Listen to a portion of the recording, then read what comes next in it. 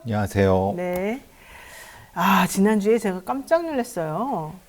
이 치사량의 니코틴 원액이 된 음식물 먹고 남편이 죽었는데 이게 부인이 죽인 거냐, 남편이 극단적 선택해서 가능성이 있는 거냐, 막 이거 가지고 되게 치열하게 공방을 하는 끝에 판사랑 검사가 실제 법정에서 이걸 먹어보기까지 하는 그런 일이 벌어지지 않았습니까? 근데 결론은 1심, 2심에서 30년 받았던 그 피고인 파기환송심에서 무죄를 선고받고 결과적으로는 완전히 역전의 역전 드라마를 또 썼는데요. 한번 이 얘기 살펴보도록 하겠습니다. 우선 해당 사건에 대한 간단한 개요를 먼저 100%부터 들어보도록 하겠습니다. 예, 사건은 2021년 5월 26일에서 27일 사이에 벌어진 겁니다. 이게 한 번에 된 게 아니라 26일 날 이 남편이 그 직장에 출근을 했는데 직장에서 사실 좀 많이 좀 아파갖고 이제 병원에 가서 다시 저녁으로 와서 네. 거기서 또 아내가 준 뭘 좀 먹었겠죠. 뭐 죽이라고 하는데. 흰죽 먹었다 예, 그러죠? 예. 네. 그리고 나서 다시 그 새벽에 뭐 물 같은 걸 줬고 찬물 먹었다는 그렇죠. 거예요. 그리고 네. 그 다음 날 새벽에 이제 돌아가신 거를 저기 부인이 그 피고인이죠. 그 사람이 이제 신고해 갖고 이렇게 된 건데 문제는 이게 니코틴 중독이란 거는 그때 밝혀진 것이 아니라 그로부터 한 달 뒤입니다. 그러니까 이제 약동물 검사를 한 결과는 사실 3주 뒤에 나오는 거니까. 네.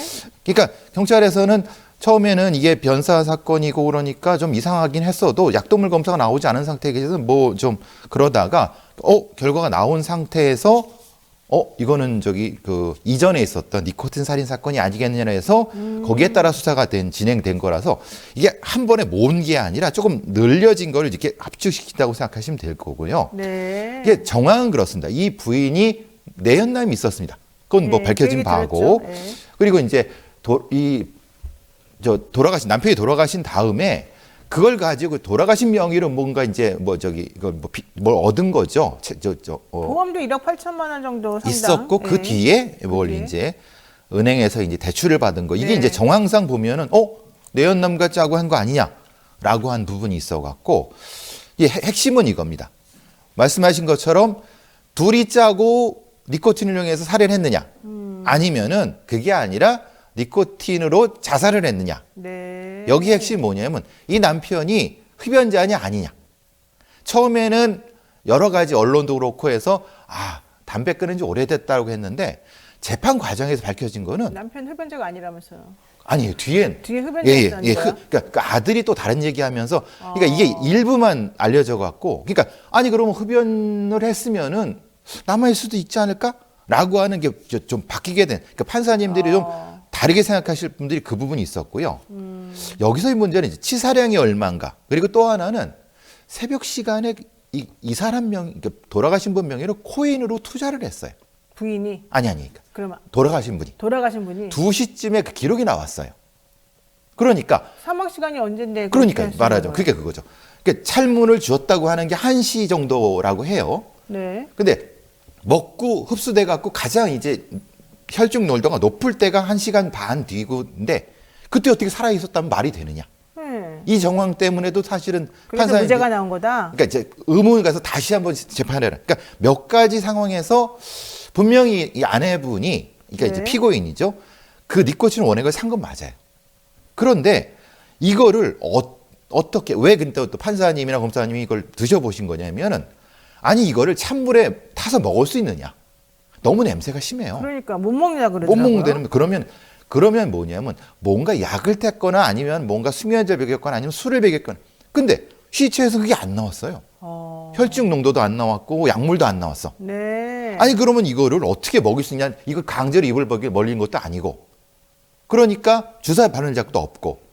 그러니까 결국은 혹시 자살한 거 아니냐?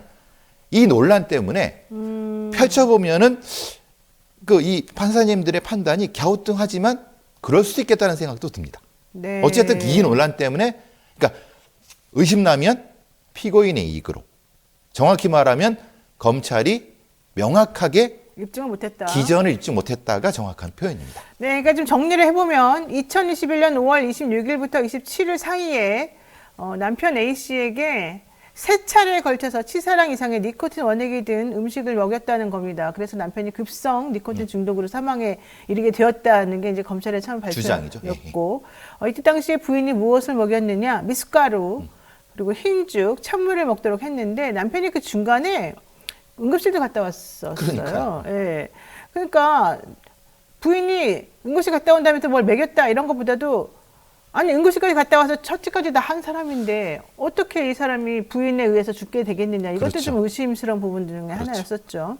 근데 어쨌든 검찰의 기소 내용에 따르게 되면 남편이 미숫가루랑 흰죽을 먹은 다음에 속쓰림과 흉통을 호소했고 병원 응급실을 다녀온 다음에 부인이 준 찬물을 마시고 죽었다는 건데 찬물을 마시고 죽었다? 이것도 상당히 조금 그렇죠, 납득이 이상하죠. 안 가는 예. 부분이잖아요. 게다가 이제 아까 배프가 잠깐 말씀하신 것처럼 범행 동기가 무엇이냐 따져보게 되니까 돈이다. 이제 경제적으로 매우 힘들었다 이런 얘기가 있었고 특히 부인은 남편 몰래 이제 내연남하고 어떤 관계를 가지고 있었던 것으로 보이고 특히 남편의 사망보험금을 좀 탈취하려고 하는 편취하려고 하는 목적이 있었지 않냐 이거였어요. 근데 사망보험금이 생각보다 작았어요. 1억 8천만 원 맞아요. 정도밖에 예, 안 돼서 그거 받으려고 둘이서 이렇게 짜가지고 하기엔 좀 무리스럽지 않냐 이런 얘기였었고요.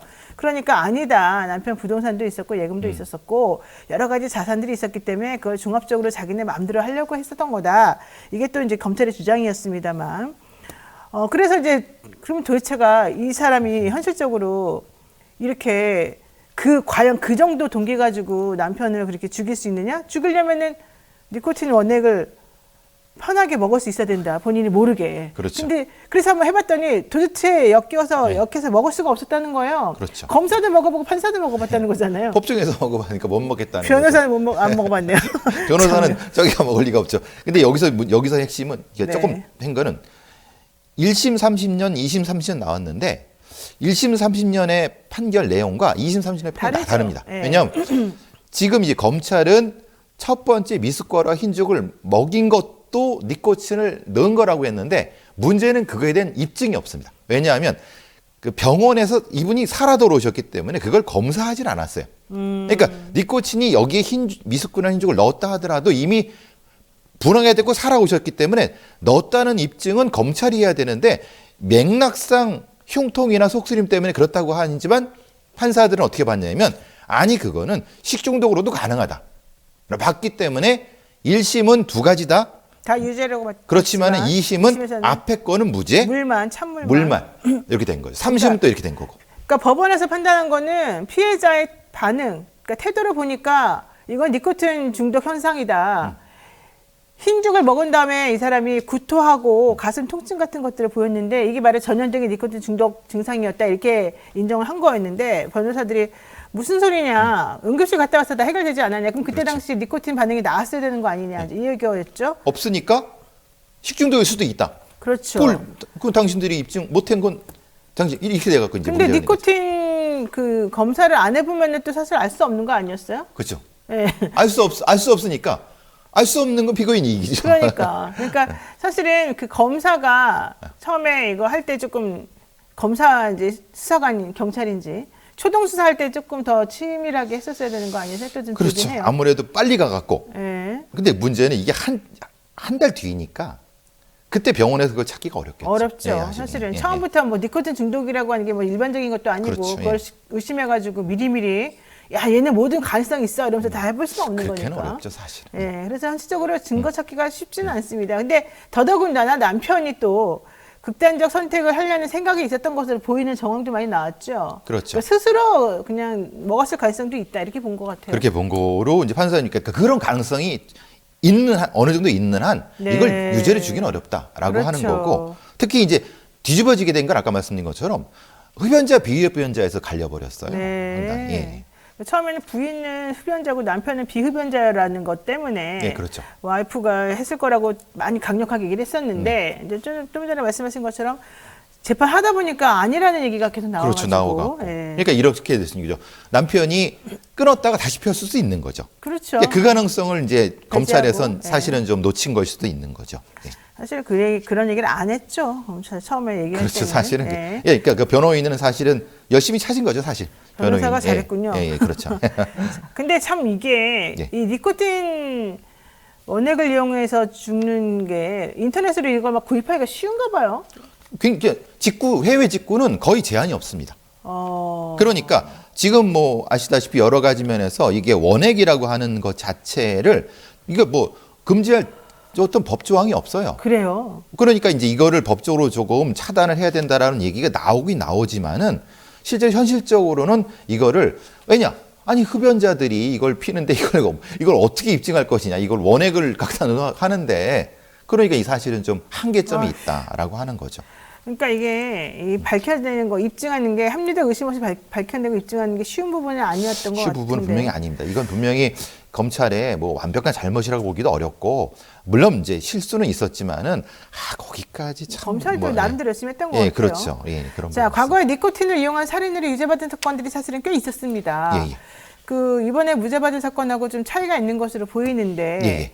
판사가 혓바닥이 타는 통증이 느껴져서 이를 몰래 먹인다는 것은 사실상 불가능하다, 뭐 이런 얘기까지 했습니다. 맞습니다. 근데 그 중에 이제 그 예를 들었던 과거 사건을 한번 살펴보게 되면 예. 2016년도에 경기 남양주시에서 여기도 역시 내연남이 등장하는군요. 그 대표적인 사건입니다. 예. 네, 여성과 이 내연남이 남편에게 니코틴 원액을 주입해서 살해를 했다는 건데요. 이때는 남편에게 술을 먹이면서 그렇죠. 이 그러니까 니코틴 이게 다르죠. 그러니까 술에 섞어서 먹일 수 있는 겁니다. 그렇죠. 그러니까 취한 상태이기 때문에 먹일 수 있었다.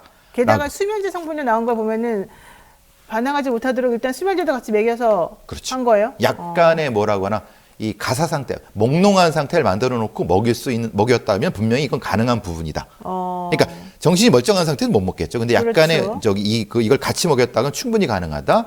그리고 이거는 분명히 이 부검 결과 나온 거이기 때문에 이건 빼도 박도 못한 거고, 또 하나는 이 내연남의 컴퓨터와 스마트폰에서 어떻게 살인을 하면서 변사 사건이 발생했을 때 어떤 절차를 이게 기록이 나와 버렸어요. 아, 내연남의 스마트폰에서. 그러니까 이건 사실 빼박이죠. 그러니까 시신 부검을 해봤더니 담배를 피우지 않았던 피해자 몸에서 니코틴이 다량으로 엄청나게 많이 나왔고 수면제 성분 졸피뎀도 많이 나왔고, 나왔습니다. 그러니까 아무래도 수면제를 먹여가지고 본인이 저항하지 못하도록 한 상태에서 니코틴 원액을 주입한 게 아닌가라는 의심이 있었던 것 같고. 이게 이제 과정이 설명이 될 수 있는 그렇죠. 거죠. 그다음에 재산도 이 집은 좀 상당히 있었었는데 그렇죠. 예. 집도 다 8억 원 상당의 이 아파트 두 채, 집 두 채를 팔았고, 뭐 내연남이 여러 가지 절차를 확인해 본 걸 보면 아무래도 유죄인 것 같다. 이렇게. 이거는 1, 2, 3, 10 뭐 이론의 여지 없이 예. 그냥 다 무기징 근데 이게 나왔습니다. 사실 니코틴 원액으로 살인하는 게 첫 번째 있었던 일이어서 좀 그때 센세이셔널하긴 했습니다. 굉장히 국가수라든가 경찰에서도 사실 좀 굉장히 민감하게 반응해갖고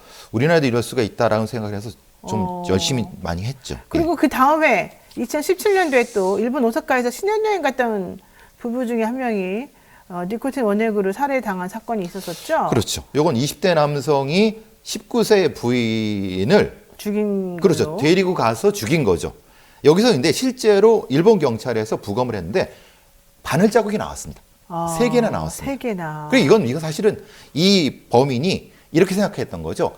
외국에서 돌아가시면은 부검을 안 할 거라 제대로 안할 생각했지만 것이다. 사실 그렇지 않습니다. 그러니까 물론 안 해낸 경우도 있는데 일본 경찰은 이렇게 놓치지 않았죠. 그리고 나서 이제 아내가 자살했다고 해버리니까 이건 뭐 실제로는 혈흔이나 이런 거 없는 상태에서 바늘 자국 나왔으니까 일본 경찰이 봐도 이거 이상한 거예요. 그 스스로 바늘을 이렇게 주사했을 가능성은 없어요? 그건 안 되죠. 왜냐하면 바늘 주사하는 위치 자체가 그것도 하나는 되는데 3개. 3개나 하기는 어렵다. 3개는 안 되죠, 사실은. 네, 예. 어쨌든 20대 남성 쥐 씨는 함께 신혼여행 갔던 부인 19살이었습니다. 예.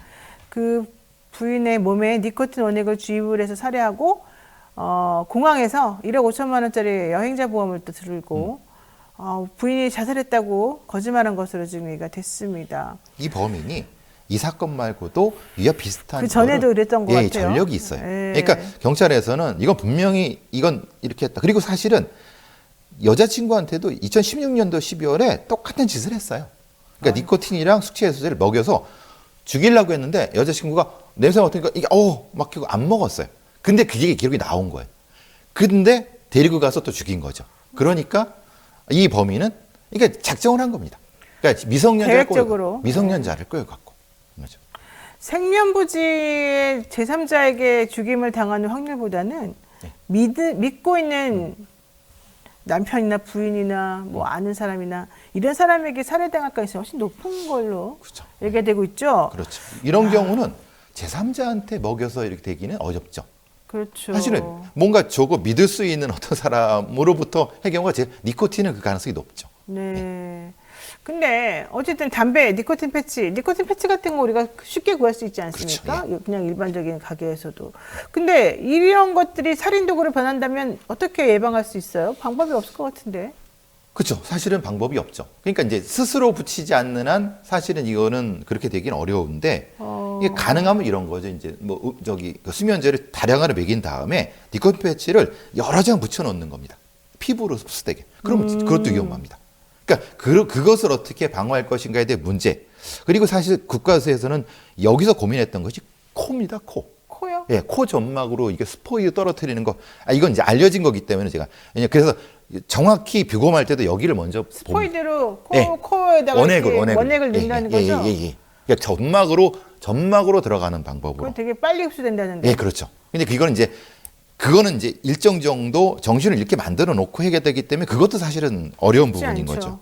근데 국가수에서는 이전에 경구만 생각했는데 이것도 가능하다라는 걸 해갖고 좀 정확히 보고 있는 편입니다. 예, 이렇게 변사 사건에서. 그러니까 성인의 경우에 이 치사량을 계산해 보면 40에서 60mg 정도가 그렇죠. 경고 치사량이라고 하고요. 혈액 중에 니코틴 함량이 0.2에서 1.0mg 리터당 그렇죠. 이렇게 나오게 되면 사망할 수 있다고 하는데 이게 담배를 수백 개 한꺼번에 펴야지만 가능한 농도라고 불가능하죠. 하죠. 그러니까 현실적으로는 그렇게 하기가 그거 숨 쉽지가 막혀 않다는 죽죠. 거죠. 그거 숨 막혀 죽겠죠. 네. 근데 어쨌든 중요한 거는 스프레이제, 니코틴 패치 이런 것들이 사실은 시중에 많이 있어서 그것들을 그냥 막 잔뜩 사 모아가지고 한꺼번에 딱 투입하면 또 그게 불가능한 것도 사실은 아닌 것 같아요. 불가능한 것도 아니고 이건 바늘을 못 찾으니까요. 그러니까 정확히 그렇죠. 부검할 땐 바늘을 찾는데 바늘을 아주 면밀하게 찾거든요. 근데 패치라든가 이런 거는 사실은 그러니까 놓칠 수가 있어요. 그렇죠. 그것 때문에 사실은 이것 때문에 조심스러운 부분이 분명히 있습니다. 니코틴 패치 18개 붙이면 죽는다 이런 것도 있어요. 외국의 사례가 보고가 네. 됐죠. 전자담배 같은 경우도 조금 그렇기도 하고. 그러니까 말하자면 우리가 청산가리라든가 이런 거는 분명히 이게 위험하다는 걸 알아요. 네. 근데 니코틴으로 죽을 수 있다는 건 사람들이 잘 모른단 말이에요. 분명히 경각심이 있어야 되는 부분이라고 생각하고 물론 명확히 이걸 그냥 먹으면 못 먹습니다. 막 토합니다. 근데 아까 말씀드린 이 영악한 범인들은 여러 가지로 해갖고 하기 때문에 분명 조심할 부분이 있고 사실 좀 어려운 부분이 있습니다. 말하자면 뭐 여러 가지 그 희석된 니코틴 액을 제품으로 팔고 있습니다. 근데 문제는 직구로 들어오는 원액이 문제입니다. 우리나라에서 파는 거는 희석된 거라서 비교적 괜찮은데 네. 직구가 문제입니다. 직구를 어떻게 찾아내겠어요? 아이고. 그러네요. 예. 근데 통관부호 같은 걸 원래 있지 않나요? 그런 걸 하지 않나요? 그렇죠. 근데 그거를 안 하고 이건 그냥 저거라고 다른 거라고 하고 속이고 들어오면 그걸 일일이 다 검사를 해봐야 되잖아요. 그렇군요.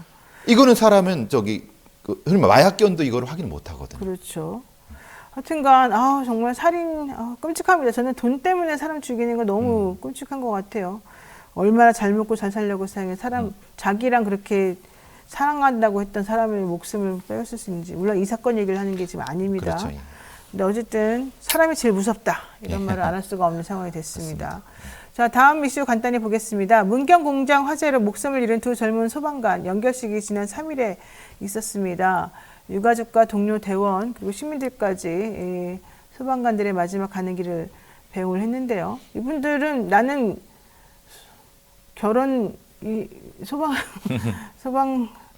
소방과 결혼했다 뭐 이런 얘기까지 했던 걸로 알고 있는데 박수훈 소방교죠. 네. 특전사 출신 나와갖고 좀 늦게 소방사가 됐습니다. 그러니까 김수광 소방장 그리고 박수훈 소방교. 예. 그러니까 이 두 분이죠. 소방교였다가 이제 특진대 갖고 이제 요 계급으로 부르는 건데 김수광 소방장은 좀 나이 어린 분이 좀 경력이 됐고. 네, 나이가 6년 차였다는 것 같아요. 예. 그리고 박수는 특전사이다가 이제 했는데 제 동생도 사실은 소방관이거든요. 아, 그래요? 근데 우리 해병대 나와서 이제 순환구조대 오래 있었는데 가장 힘들 때가 이런 때라고 합니다. 동료가 죽을 때가 가장 힘들대요. 그러니까 트라우마가 심할 것 같아요. 내가 못 구했다는. 나랑 같이 들어갔는데 나는 살아나오고 죽었다고. 그래서 이런 부분도 어렵고 특히 이제 사명감이 강한 사람들이 좀 일찍 죽어요. 왜냐? 한 사람이 더 구해야 되는데. 그러니까 이게 못 나오는 거예요. 그렇죠. 나오라고 해야 하거든요. 무전은 분명히 나오라고 합니다. 뭐 빨리 나오라고. 근데 무너질 것 같은 나오라고 했는데 나오라고 했을 겁니다. 근데 이게 그 저기서 소리가 들리는데 그걸 안 갈 수도 없게 소방관은 그렇게 훈련이 돼 있으니까 사실 너무 안타깝죠.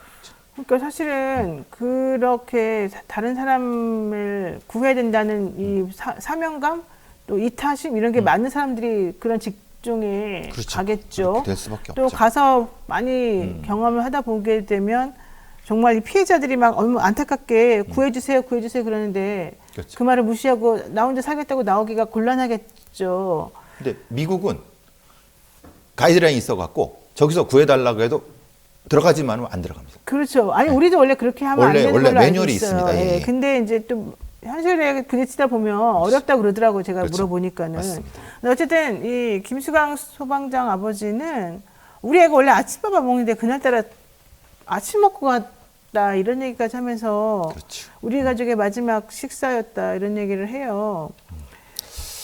제일 안타깝습니다. 사실 아까 제 동생 얘기도 했지만은 네. 좀 이런 얘기를 잘 안 하는데 네. 이런 일이 벌어지면 가끔씩 얘기를 하죠. 좀 아픈 그러니까요. 얘기들을 하죠. 특히 이제 이 박수원 소방교 같은 경우는 사실은 좀 늦은 나이에 소방관이 돼갖고 사실 좀 너무 안타깝습니다. 결혼도 그러니까요. 소방과 결혼했다고 말하고 다니면서 되게 자부심이 많이 있었던 것으로 알려져 있는데 그리고 뒤늦게 찾은 천부적 직업이다. 내 천생 이 직업이 너무 나에겐 딱 맞다. 이러면서 행복했다고 그러던데. 글쎄 말이에요. 자, 어쨌든 화재 현장에 대한 합동 감식이 있었습니다. 내부 CCTV를 확인해 봤더니 처음 불이 붙었던 곳이 3층 작업장의 튀김기였다. 이런 얘기가 있더라고요. 이게 이제 구조가 어떻게 되냐면 샌드위치 패널의 철골 구조이기 때문에 열에 취약한데요. 1층하고 2층이 붙은 필로티입니다. 그러니까 사실은 3층이지만 사실은 2층입니다. 이게 여기가 돈가스 만드는 데거든요. 네. 이게 여기에 이제 이게 원래 허가가 어떻게 나는지 모르겠는데 여기에 그 3,200리터의 식용유가 있었어요. 3,200리터. 3톤이 넘는.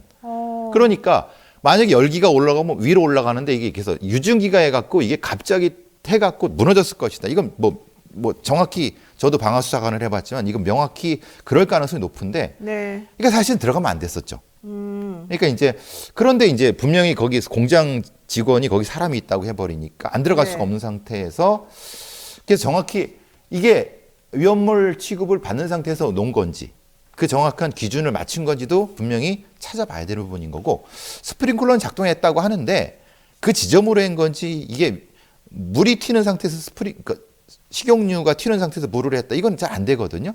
그것도 사실 살펴봐야 될 부분입니다. 그러니까 지금 보니까 뭐 소방당국이 얘기하기로는 공장 안에 이런 기름이 4.5톤 가량 정도 있었다고 얘기를 하니까 이 기름이 엄청난 양이 있어서 아마 그렇죠. 좀 더 그랬던 것 같고 그래도 소방관들은 신고가 접수된 때로부터 11분 안에 빨리 갔습니다. 것으로. 문경이라고 하면 빠른 거죠. 그러니까 거기는. 엄청 빨리 간 것 같고 원래 3층 수색하다가 지금 갑자기 불길이 세져가지고 2명은 빠져나왔는데 나머지 2명이 못 빠져나온 상태. 원래 4명이 일조 들어갑니다. 네. 2명이 나왔는데. 그러니까요. 근데 어쨌든 튀김기가 그때 가동하고 있었는지 아닌지 정확하게는 잘 모르는 것 같아요. 자, 이제 그 소방관들이 안타까운 희생을 당한 게 어제 오늘 일이 아니거든요. 이거 어떻게 해야 됩니까? 몇 가지 지금 계속 얘기 나오고 있는데 뭐 여러 가지 뭐 한동훈 위원장이나 이재명 대표도 가서 말씀하셨지만은 사실 제가 보는 바에 의하면은 그 소방 진압대장의 전문성이 일단 떨어진다. 그리고 장비가 너무 조금 뒤처져 있다. 네. 훈련이 조금 좀 약간 뭐 훈련 정도가 좀 뭐라거나 좀 덜 됐다. 덜 됐다는 게 뭐냐면 인원이 적기 때문에 훈련을 하고 투입되는 인원을 구분할 수가 없습니다. 그러니까 훈련을 충분히 한 사람이 투입돼야 되는데 인원이 없으니까 사실은 투입되고 동시 진행이 되는 거거든요. 네. 한 3가지 정도의 문제점에 대한 얘기도 하고 제가 보기에도 사실은 뭐 저도 방화수사관 해봤지만은 이 3가지가 다 그러고 무전기의 문제도 있습니다. 아, 연락이 잘 안 됩니까? 이게 철골 구조에서는 무전기가 전파가 튕겨서 나오기 때문에 이거 맞아요. 분명히 적이 있는지를 확인했는데 어디 있는지를 몰랐던 거예요. 왜냐하면 무전기 갑자기 꺼져버렸기 때문에. 그러면은 소위 말하는 재난안전망이나 무전기 업데이트는 왜 안 된 거냐. 네. 이런 부분도 분명히 있어야 했고 사실은 굉장히 여러 가지 면에서 문제가 많은데 이 많은 거를 지금 정치권이라든가 이제 소방 최고위직에 있는 분들이 말씀을 안 하세요. 그냥 그렇죠. 이게 이런 거죠. 이거 안타깝고 다시는 이런 일 없겠다고 총론은 얘기하는데 구체적으로 뭘 하겠다는 얘기를 안 해버린다는 거예요. 총론 얘기하고 끝이죠. 뭐. 그렇죠. 더 이상 신경도 안 쓰고. 지금 제가 말씀드린 기계 문제, 훈련 문제 이런 것들 다 되는데 우리나라에 그 소방관이 6만 6천 정도 있습니다. 네. 근데 그 중에서 실제로는 내근직이 15,000이에요. 맞네. 많죠. 내근을 많이 하시네. 예. 그러니까 이것도 구조적으로 문제가 있는 거예요. 그럼 실제로 인력이 현장 인력이 많아야 되는데 이건 어떤 구조? 그러니까 여러 가지 다양한 어떤 개선의 문제들이 있는데 그걸 정확히 어렵고 힘들더라도 짚어야 되는데 안 짚고 그냥 이런 적이 없겠다고만 총론을 해버리니까 네. 소방관들은 그걸 안 믿는 거예요. 그렇군요. 어쨌든 업무 현장에서 숨지거나 다치는 소방관이 지난 2014년에 300명 정도였는데 지난해에는 그러니까 10년 사이에 1,336명으로 3배 이상 증가했다라고 합니다. 이 가운데 순직한 소방관은 45명이라고 하는데요. 요즘 특히 많이 샌드위치 패널의 건물 많이 늘어난 거 보셨죠? 네. 그 수도권 근교라든가 이게 창고를 많이 짓습니다. 그리고 드라이비트 뭐 이런 걸로 또 네. 공법이 그런 굉장히 거가 불 확 붙어버립니다. 화재에 매우 취약하다는 얘기가 네. 있습니다. 그러니까 소방관이 들어가면 뒤에서 불이 나요. 그러니까 들어가기 전에는 불이 안 났는데 이게 안으로 파고드니까 그러니까 더더욱 이게 구조적인 소방법의 변경이랑 이게 건축법의 변경도 필요한데 네. 이게 다 돈 들어가는 일 아닙니까? 아이고 참. 아무리 그래도 세상에 사람 목숨이 가장 중요한데 그렇지. 이 제일 중요한 일을 하시는 분들을 살리는데 예. 예방에도 모자랄 겁니다. 이거를 돈 없다고 쓸데없는 데 쓰지 말고 이런 데 정말 맞습니다. 투입해서라도 예. 살려야 될 것 같은데 예. 좀 정치권에서 이런 거 신경 써줬으면 좋겠습니다. 예. 지금까지 배상훈 프로파일러와 함께 얘기 나눴습니다. 고맙습니다. 감사합니다.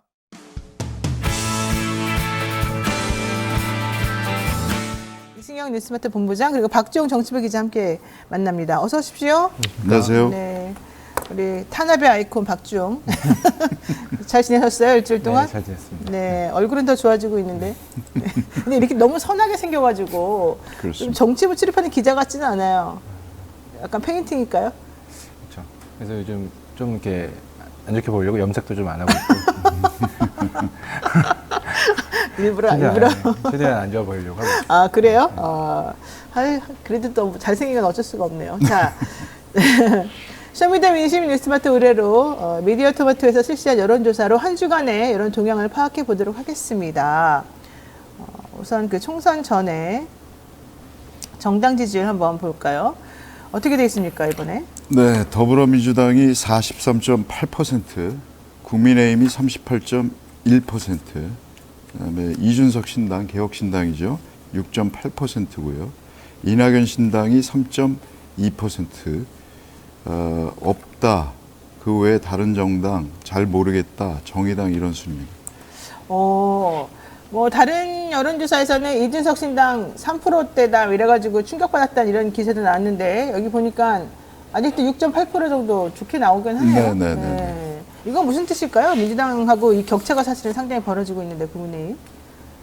일단은 이게 이번 그 총선 정당 지지율에 주목할 만한 점은 현재 그 민주당과 국민의힘이 동반 지금 이번에 지지율이 하락을 했거든요. 다만 이제 민주당이 1.0%포인트 하락하면서 국민의힘보다 더 크게 좀 하락하면서 이제 오차 범위 내로 좁혀진 결과인데 그 현재 신당이나 뭐 여야 거대 양당 모두 지금 지지율이 어느 정도 정체되고 있다 이렇게 좀 평가할 수 있을 것 같고 제가 흥미롭게 좀 보고 있는 점은 결국 이번 총선에서 변수로 꼽히는 게 결국 제3지대 신당이 얼마나 지역구에서 아니면 비례대표에서 의석을 확보할 수 있느냐 여부 아닙니까? 근데 최근에 저희가 첫 조사를 2024년 올해 1월 둘째 주에 부터 지금까지 5번 정도 총선 정당 지지율을 조사해 왔는데 제3지대 신당의 그 두 신당 이낙연 신당과 이준석 신당의 지지율을 합했을 경우 10%를 지금까지 넘어보지 못했습니다. 즉 10% 안에 지금 계속해서 고착화되고 있는 상황이거든요.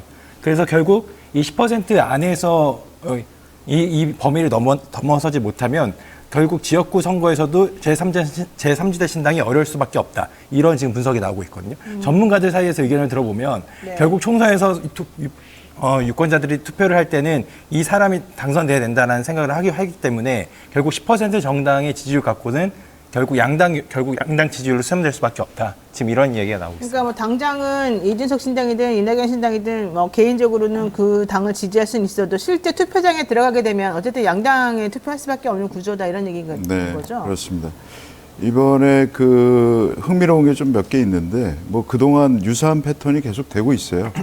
20대부터 50대까지는 민주당이 여전히 국힘보다 앞서고 60대 이상에서는 국힘이 앞서는 형국인데 이준석 신당 같은 경우 20대에서 19.2%의 지지율이 나왔습니다. 그러니까 다른 연령대는 한 자릿수를 면하지 못하는데 압도적으로 20대에서 높은 편이고요. 물론 민주당 국힘보다는 못한 상황이긴 합니다만 정의당 같은 경우는 또 40대에서 0%가 나와가지고 0%요? 0% 나왔습니다. 40대에서 충격인데요. 충격이죠.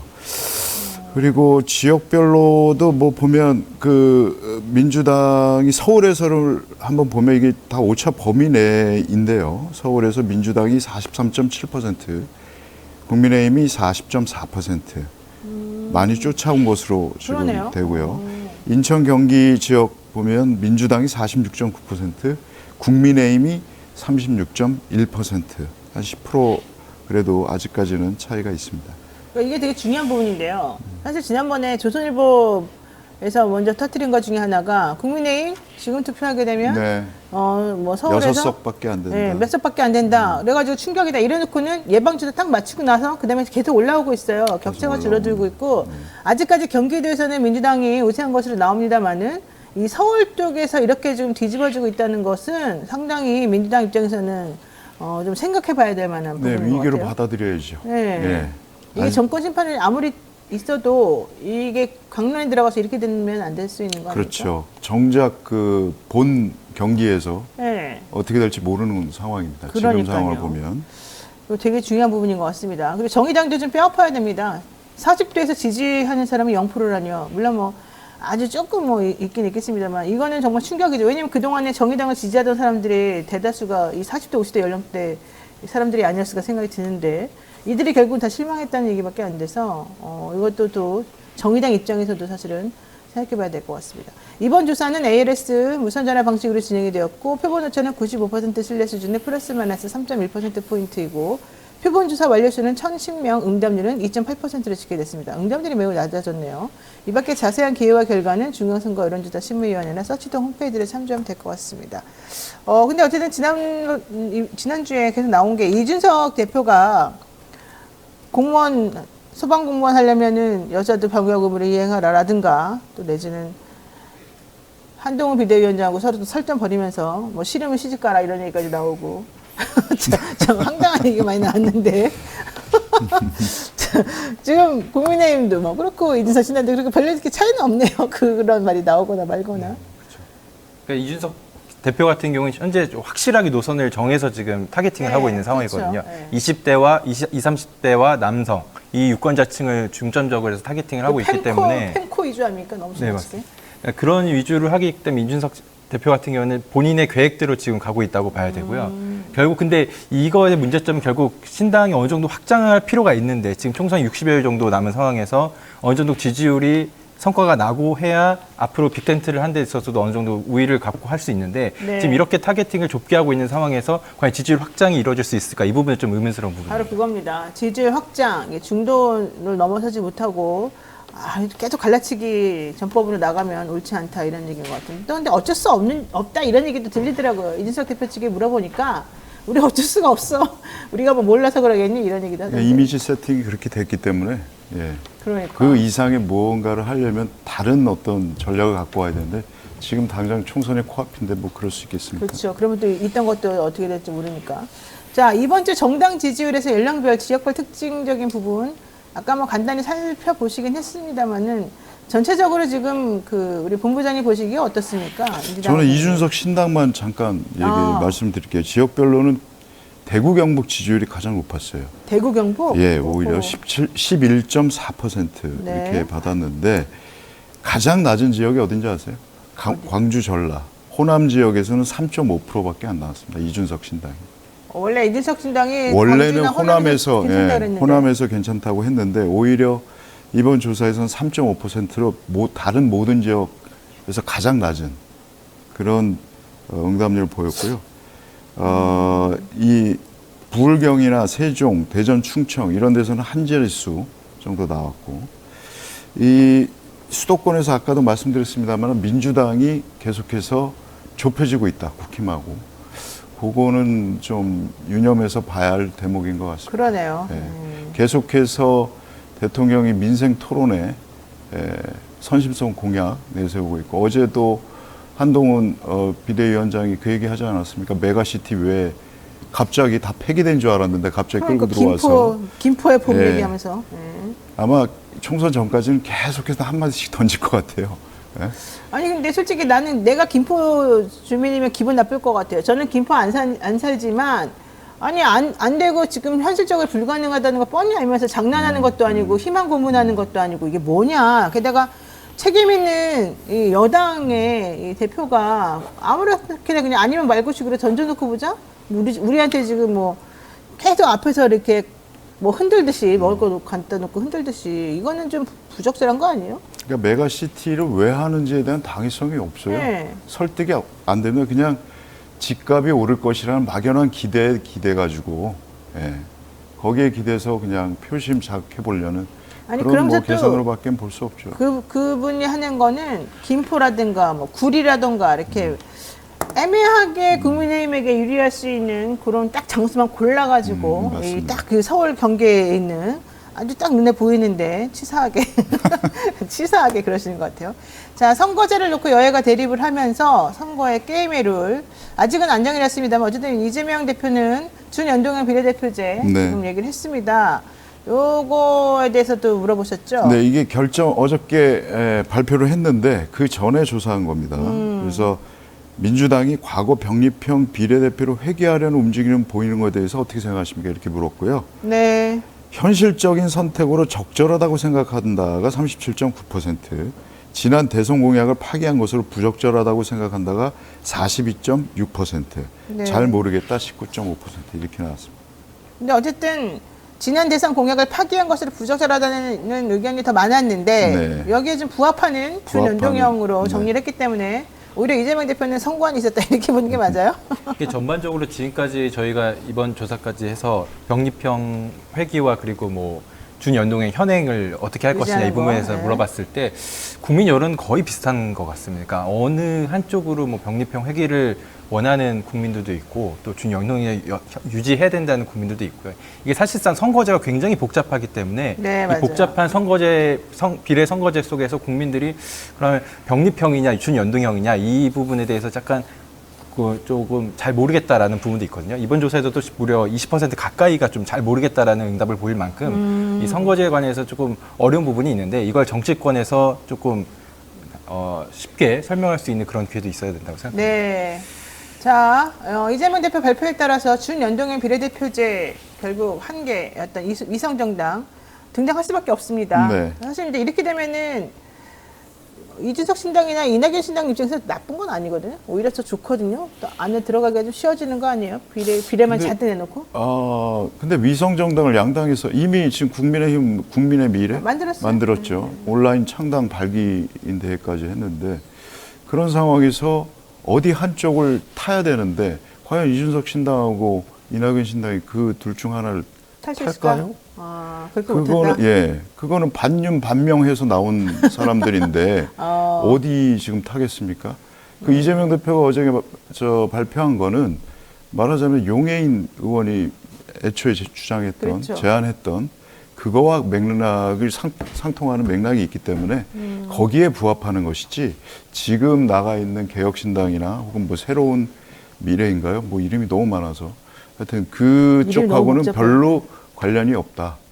그래서 모르겠습니다. 이 지난번에 그 21대도 사실 21대하고 달라진 게 없거든요. 네, 맞아요. 사실상 똑같은 건데 21대도 사실은 소수 정당들 뭐 다수당을 뭐 하자 다당제 뭐 좋다 이렇게 해서 도입한 제도인데도 불구하고 네. 결국은 양당으로 갔어요.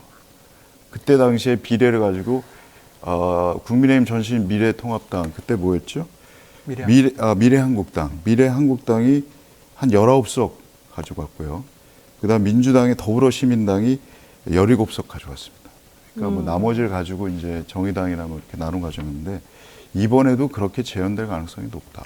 그래서 일각에서는 이게 이준석 신당과 이낙연 신당이 네. 지금 현재 빅텐트를 갖고 주도권 싸움을 벌이고 있지 않습니까? 근데 이번에 이재명 대표가 통합형 비례정당을 선언했기 때문에 그에 맞서서 제3지대 신당들이 그 지역구는 따로 나가고 지역구는 각계 전투식으로 해서 따로 각 정당이 따로 나가고 이제 제3지대 신당의 통합형 비례정당을 따로 만드는 거 아니냐 이런 이야기가 나오고 있습니다. 왜냐하면 분명히 유권자층에서는 거대 양당을 싫어하는 층이 분명히 있거든요. 그러니까 이 부분을 해소하기 위해서 제3지대 신당 통합 비례형 정당을 이준석 신당이나 이낙연 신당이 만들 수도 있다 이런 얘기가 나오고 있습니다. 야, 그럼 지역구는 지역구대로 내보내고 비례는 또 그렇게 통합해서 또 만들고 이게 엄청 복잡해질 것 같은데 그게 가능해요? 각 진영마다 빅텐트 만드는 거죠. 빅텐트 대 빅텐트. 사실 빅텐트가 말이 빅텐트지 제대로 빅텐트도 이제 아닌 게 돼버렸어요. 현실적으로는 지금 내가 알기로는 이원욱 네. 의원이라든가 조홍천 조홍천 의원이라든가 네. 이분들 사실 이준석 신당하고 같이 합쳐지가 원했었었는데 나머지 분들이 원래 이낙연 신당하고도 같이 연합해서 하기로 했기 때문에 두 파가 갈라져가지고 지금 현재 이 상태가 돼버렸던 거거든요. 그런데 또 이렇게 가기에는 좀 애매한 부분들이 내부적으로 있단 말이에요. 이게 이준석 그 대표하고 이낙연 전 총리하고는 결이 안 맞아요. 안 맞아요. 안 네. 맞아요. 이준석 그 대표가 개인적으로 가장 인정하는 의원이 조홍천 의원이라고 합니다. 둘은 말이 통한다고 서로 만나기도 했고. 이완호 의원도 되게 좋아한다니까요. 아, 그래요? 이완호 의원이 엄청 좋아한다니까요. 이준석 신당이 갖다 바쳐야 된다. 이런 얘기까지 지금 나온다니까요. 그런데다가 이낙연 대표 난 인정 못한다. 너무 혼자 다 알먹냐. 이런 얘기까지 나왔다니까요. 이런 비하인드 얘기하면 안 되는데. 어쨌든 그렇습니다. 자, 요 얘기도 해보겠습니다. 여야가 각각 총선 전략을 내놨는데 한동훈 국민의힘 비대위원장 86 운동권 청산 얘기했고 이재명 민주당 대표는 검사 독재 청산을 외쳤습니다. 네. 자, 여론이 누구에게 더 유리하게 표심을 주었을까요? 네, 누구의 말에 더 공감하느냐 이걸 물었죠. 네. 86 운동권을 청산하는 선거가 돼야 한다의 공감이 40.2%, 검사 독재를 청산하는 선거가 돼야 한다에 공감하는 응답이 50.4%, 과반수가 넘었습니다. 잘 모르겠다 9.4%. 그러니까 결론은 검사 독재다 지금이. 이거 빨리 청산해야 된다. 이게 더 시급하다. 이렇게 보는 사람들이 많다는 거네요. 그러니까 지난번에 그 화제가 됐던 영화 있잖아요. 서울의 봄. 네. 젊은 층이 상당히 열광했죠. 오히려 50대 이상은 뭐 그렇고, 근데 오히려 2030이 더 열광을 했단 말이죠. 그러니까 어떤 특정 세력이 정권을 잡게 되면 민주주의에 어떤 악영향을 주느냐 이런 거에 대해서 배우는 영화였다고 다들 얘기를 하더라고요. 그러니까 지금 상황과 유사하다 그런 거. 네. 그러니까 그래서 이제 과반수 넘는 분들이 검사 독재 청산을 응답해 주신 것 같아요. 그렇군요. 예. 뭐 좀 특징이 있어요? 그 연령별로 보면 이제 50대 이하는 이제 이재명 대표가 주장한 검사 독재 청산론에 많은 공감대를 보였고요. 네. 70세 이상에서는 이제 한동훈 위원장의 86 운동권 청산론에 대해서 더 많은 공감을 나타냈고 60대는 좀 팽팽했습니다. 그리고 지역별로 보면 경기 인천과 충청권 호남에선 이제 검사 독재 청산론에 더 많은 공감을 했고 그리고 대구 경북에서는 이제 86 운동권 청산론에 대한 공감도가 더 높았습니다. 네. 그리고 서울과 부산, 울산, 경남에서는 두 주장에 대해서는 응답이 팽팽한 걸로 나타났습니다. 이게 재밌는 거 흥미로운 거는 이 50대 찬성률이 그러니까 검사 독재 청산에 찬성하는 찬성률이 62.1%로 평균보다 높아요. 어우, 엄청 많네요. 그러니까 바로 이 50대가 당시에 군부 독재에 맞섰던 세대거든요. 그렇군요. 거기에 이제 더 공감을 하는 것이고 중도층에서는 52.2% 검사 독재 청산에 손을 들어줬습니다. 그 여야 주요 정치인 호감도 조사도 했습니다. 예. 네. 어떻게 나왔나요?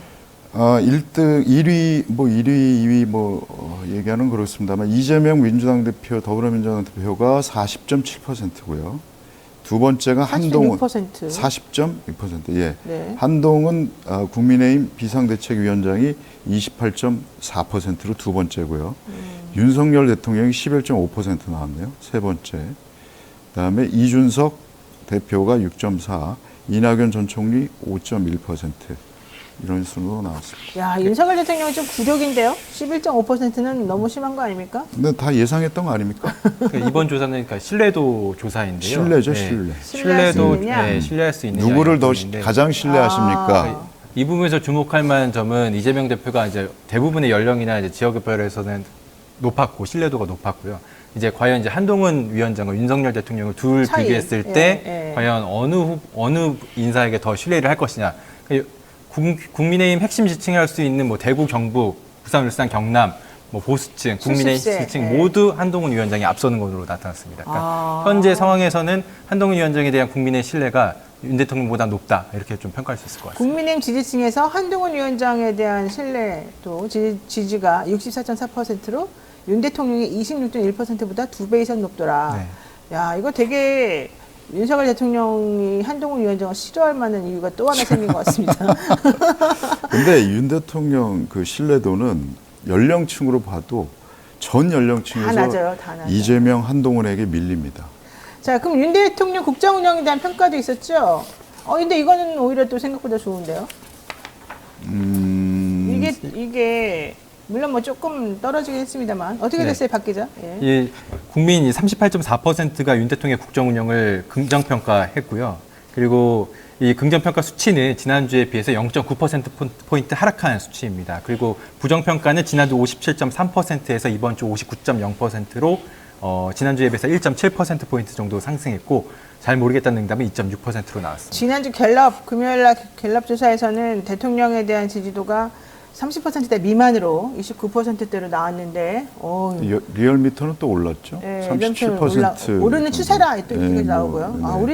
우리도 엄청나게 높네요. 여전히 높네요. 그러니까 이게 전화 면접과 이제 ALS의 방식이 좀 차이일 수 있는데 전화 면접이 약간 좀 늦는다는 이런 얘기도 있고 좀 방식이 좀 차이인 것 같습니다. 네, 지금까지 한 주간 민심 살펴봤고요. 광고 타임에 곧바로 쇼미더 영심 좀 새로워진 방식으로 한번 여러분들께 소개해드리겠습니다. 자, 믿을 수 있다 더 착한 보험 말씀드리겠습니다. 건강보험, 차량보험을 더 저렴하게 만나보실 수 있는 전문보험 클리닉 업체인데요. 가족이나 친척, 지인에게 묻지마 보험 가입하신 분들 보험료가 적당한지 필요한 보장이 제대로 들어있는지 궁금할 때 점검 받아보시기 바랍니다.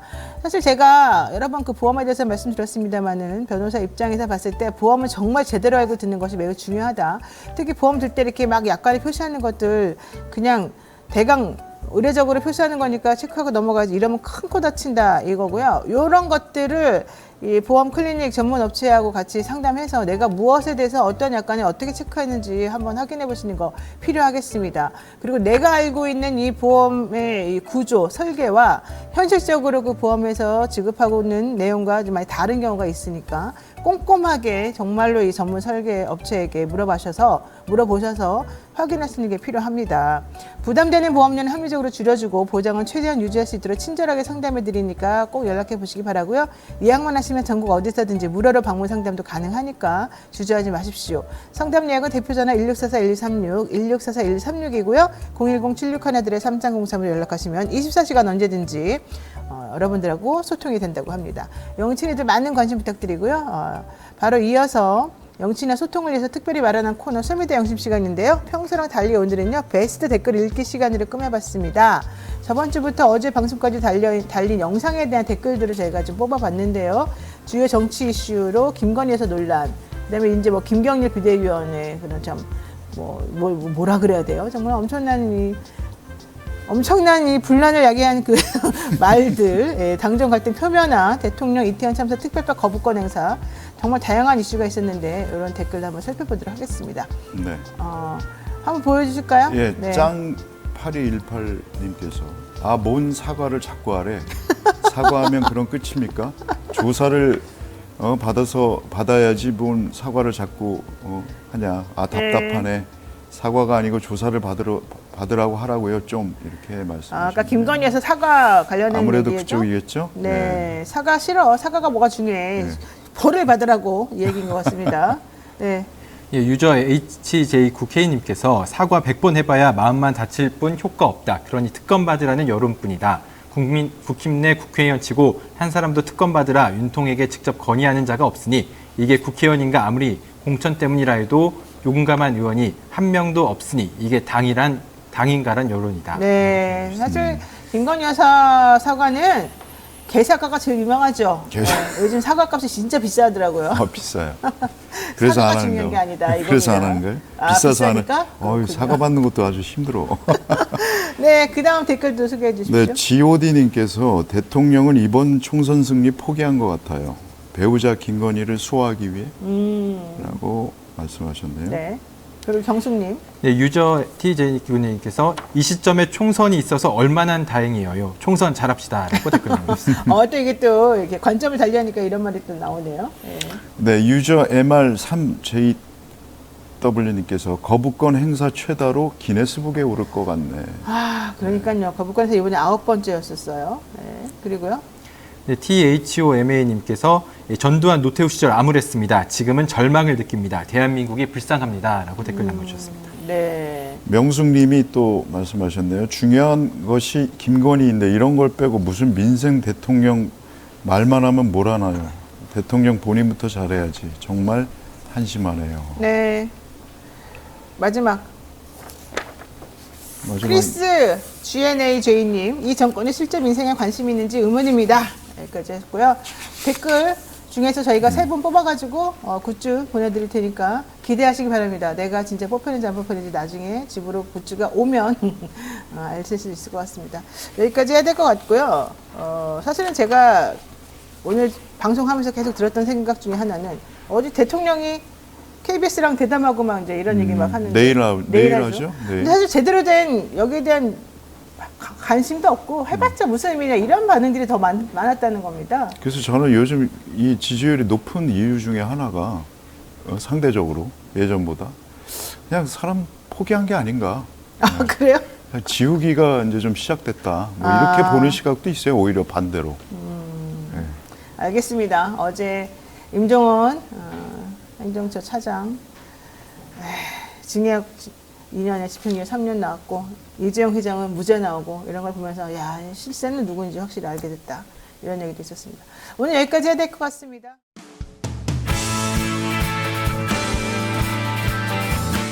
박진영 민주연구원 부원장 그리고 천호선 전 정의당 대표 모시겠습니다. 어서 오십시오. 안녕하세요. 네.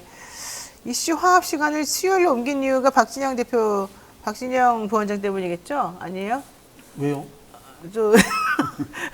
뉴스인 세대 프라임 나오는 거랑 같이 나온 거 아니에요? 그렇게 또 배려를 해주셨구나. 감사합니다. 알겠습니다. 자, 천호선 전 정의당 대표. 예. 지금 사회민주당 사무총장 하시죠? 그 자리로 나왔습니다. 예. 어떻게 지내셨습니까? 예, 뭐 지난주에 저희 사회민주당 창당했고요. 그래서 어저께 일요일 날 행사를 하고 어저께 창당 발표를 했고요. 저희 작은 당은 창당해도 뉴스가 와서 보도 안 해주거든요. 예. 예. 그리고 아시겠지만 기본소득당, 저희 사회민주당, 열린민주당이 함께 만든 새진보연합이 지난주 출범을 했습니다. 네. 그러면 이제 이재명 대표가 준연동형 예. 비례대표제 하겠다고 했는데 그럼 예. 거기에 이제 같이 좀 들어가는 거예요? 저희가 사실은 비례연합정당을 민주당을 포함해서 만들자라고 저희가 먼저 제안을 했습니다. 그러니까 병리평 가지고 이재명 대표를 포함해서 민주당이 고민을 하고 있어서 병리평으로 가면 안 된다. 우리가 독자적으로 더 가고 싶지만 만약에 병리평을 하는 이유가 민주당의 비례의원을 한석이라도 더 얻기 위한 거라면 우리 함께 연합정당을 만들자, 수평적 연합정당을 만들자는 제안을 저희가 먼저 했기 때문에 네. 이제 논의가 시작될 거라고 기대하고 있습니다. 알겠습니다. 저 기대를 한번 해보겠습니다. 하지만 요즘 정의당 사정이 또 그렇게 썩 녹록치가 않아서 정의당 전 대표로서 느끼는 바도 많으시고 할 말도 있으실 것 같아요. 느끼는 건 많지만 말을 안 하는 게 뭐 여러 가지 안타까운 마음도 있고요. 어떤 면에서 그 모습에 대한 뭐 부정적으로 본다면 부정적인 측면이 있다면 그것은 예견을 했기 때문에 네. 제가 재작년에 탈당을 하고 정의당을 대체하는 새로운 진보 정당이 필요하다고 해서 삼민당 창당 작업을 시작한 거기 때문에 지금 모습에 대해서 뭐 더 하지 않는 것이 바람직할 것 같습니다. 알겠습니다. 자, 우선 이 이슈부터 좀 짚어보겠습니다. 설 연휴를 앞두고 정부가 980명의 특별 사면 대상자를 발표했습니다. 이번 특별 사면 사실은 이제 뻔하다 이런 얘기도 나와요. 솔직히 말해서. 왜냐면 윤석열 정부 들어서 한 거는 본인이 집어넣었던 사람들 빼주고 본인이 이렇게 족쇄 만들어줬던 사람들 족쇄 풀어주고 이제 이런 거였단 말이죠. 그러니까 이번에도 사실은 그동안 남아있던 인물들 재판 덜 끝나가지고 못해줬던 인물들 정리해주겠구나 사실 그렇게 생각했는데 역시 박근혜 정부 당시 문학의 블랙리스트 작성했고 군사이버 사령부 정치댓글 사건으로 유죄를 확정받은 김관진 전 국방부 장관, 김기춘 전 대통령 비서실장 이런 분들을 유죄 확정 일주일 만에 사면을 시켜버렸습니다. 특히 김관진 장관은 하루도 구속이 되지 않고 게다가 원래는 상고하겠다고 하다가 갑자기 탁 전격적으로 그만두고 이건 솔직히 미리미리 다 얘기가 된 거다 이렇게 생각할 수밖에 없는 구조거든요. 어떻게 보십니까? 그래서 이제 일각에서는 짜고 치는 고스톱 사면이다. 뭐 이런 이야기를 하죠. 전부 다 이제 2심 선고 끝나고 3심 이제 대법원 상고를 하지 않은 채 네. 4명 정도가 그대로 이제 기다리고 있으니까 대통령이 사면을 해준 겁니다. 당연히 사전에 인지하지 않았겠느냐. 그런 이제 짜고 치는 사면이다. 그런 이야기를 하고요. 앞서 말씀하신 것처럼 윤석열 대통령이 검사 시절에 집어넣은 사람인데 자기가 대통령에서 풀어지니까 이건 또 북치고 장구치는 사면이네요. 뭐 그런 느낌을 받는데 이게 이제 대통령의 사면권에 대한 이야기는 뭐 늘 비판적인 부분이 나왔습니다만 네. 이게 개헌 상황이기 때문에 저희가 뭐 지적할 문제는 아니라고 생각을 합니다만은 과연 이것이 평등한고 정의로운가라는 부분은 지적하지 않을 수가 없습니다. 김관진 씨 같은 경우에 이제 군 사이버 댓글 군이라는 기관을 이용해서 한 겁니다. 한번 비교해 볼게요. 우리 김경수 지사 같은 경우는 그 드루킹 사건인데 죄를 인정한다 손 치더라도 네. 민간인들의 이 조작된 것에 혐의가 같이 더 씌워진 측면이 있단 말입니다. 죄의 경중을 따지자면 김관진 씨가 훨씬 큽니다. 근데 김경수 지사 같은 경우는 사면은 됐지만 해주고 복권이 복권 안 해줬죠? 안 됐습니다. 네. 그리고 앞서 말씀드린 두 사람 다 2심 끝나자마자 사면을 했는데 조국 장관 건은 또 어떻게 됩니까? 이렇게 묻지 않을 수 없습니다. 네. 어느 것이 정의로운가 평등한가? 아니 근데 그런데 조윤선 전 장관은 또 여기서 빠졌네요. 얼마나 기분 나쁘겠어요? 같은 죄를 저질렀는데 이게 김기춘 씨 사면 복권은 특별한 의미가 있는데요. 아시겠지만 김기춘이라는 분은 검사 출신이고요. 네. 유신헌법 만드는 데 기여했던 사람이고요. 70년대에는 중정에 있으면서 중앙정보부에 있으면서 간첩단 조작했던 사람이고요. 그리고 그 문학의 블랙리스트 뭐 블랙리스트도 뭐 200명도 아니고 거의 10,000명에 가까운 숫자의 블랙리스트를 만들었던 사람입니다. 이런 사람을 복권시킨 것은 가장 핵심적인 이유는 저는 이번 이 사면이 다른 거 다 떠나서 총선용 특히 박근혜 대통령을 지지했던 보수층으로부터의 지지가 불안한 거예요. 지금 보수층 내부에서도 김건희 여사 사건들 때문에 굉장히 심란이 크지 않습니까? 네. 그래서 이 선거 앞두고 김관진, 김기춘 두 사람 다 이제 박근혜 정부 핵심 인사들인데 두 사람을 사면함으로 해서 박근혜 대통령 지지했던 분들에게 표를 얻기 위한 구애용, 총선용 사면이다. 이런 부분이 정치적인 본질이 아닐까 그렇게 생각을 합니다. 원래 대통령이 사면할 때 통합의 메시지를 강조하는 건 항상 나오죠. 그 선거 앞두고 나에게 반대되는 세력들, 분열을 야기시키는 그런 세력들에게 뭔가 좀 당근을 주어서 나에게 좀 표를 좀 달라 이런 메시지가 당연히 있는 것이니까 뭐 그거 자체를 뭐라고 할 수는 없겠습니다만 내부적으로는 그래도 쟤는 되고 나는 안 해주고 이유를 물어봤더니 김기춘 실장은 나이가 많잖아. 너는 좀 후순이잖아. 이렇게 말한다면 솔직히 그건 좀 말이 안 맞는 것 그 같아요. 나이만큼 나쁜 짓을 많이 하신 분이죠. 자, 그런데 이건 뭐 여담이지만 정유라 씨 요즘에 아주 SNS 활동을 활발하게 하고 언론들이 그걸 다 실어주더라고요. 근데 자기 엄마 최순실 씨 뭐 그것도 영치금도 없다고 돈 달라고 이제 이런 후원 요청도 하고 그랬는데 어쨌든 최순실 씨는 이번에 빠졌어요. 그렇게 사실 윤석열 대통령하고 한동훈 비대위원장이 특검하면서 가장 힘들게 했던 핵심 인물이 최순실, 이재용 이런 분들인데 사실 이재용 씨 같은 경우도 다 해결이 됐고 최순실만 지금 남아있는 상태란 말이죠. 이거 어떻게 보세요? 그렇죠. 최순실 씨나 이제 정유라 씨 입장에서는 박근혜 대통령이 사면됐는데 같은 범죄 사실에 엮여 있는 우리 가족들은 왜 사면이 안 돼? 네. 뭐 이런 이야기를 할 수 있을 겁니다.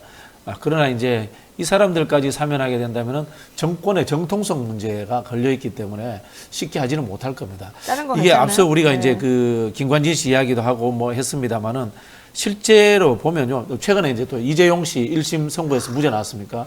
이게 검찰 독재가 어떻게 형성되는가? 네. 기소권을 가지고 마음대로 수사하고 그다음에 자의적으로 기소해가지고 마음대로 아니면 말고식이요. 그렇죠. 무죄 나와도 책임 안 지잖아요. 그렇죠. 예. 나는 청부 기소한 거다 이렇게밖에 안 했잖아요. 나는 네, 뭐. 수사밖에 안 했다 이러고. 그렇죠. 똑같은 이야기입니다. 박근혜 대통령은 사면하면서 최순실 씨는 사면하지 않는다. 네. 이것조차도 모든 것이 자의적인 기소권과 수사의 남발일 뿐이었다. 그렇게 생각이 듭니다. 하나만 더 하자면요. 뭐 이 정권에서 사면에서 정치적 균형, 여야 균형을 맞춘다든지 이런 걸 기대하지도 않지만 간단한 겁니다. 좀 더 치사하게 보면요. 치사하게 봐요? 좀 냉정하게 보면 네. 김기춘 같은 사람은 중요한 사람이고요. 최순실 씨 복권이 뭐 중요하겠습니까? 그러니까 박근혜 대통령 지지를 얻으려면 되는 거지 최순실 씨를 보수층이 지지하는 건 아니지 않습니까? 그래서 아주 계산적으로 만만한 사람은 다 뺐다. 이렇게 정유라 씨한테 미안하지만 그게 현실이라고 생각합니다. 힘이 있어야 됩니다. 힘이 있어야 돼. 자, 과거 친박 인사들이 이번에 모습을 드러낸 장소가 있습니다. 박근혜 전 대통령 대구에서 개최한 북콘서트인데 여기에 대통령도 화환도 보내고 여러 가지 측면에서 화제가 됐어요.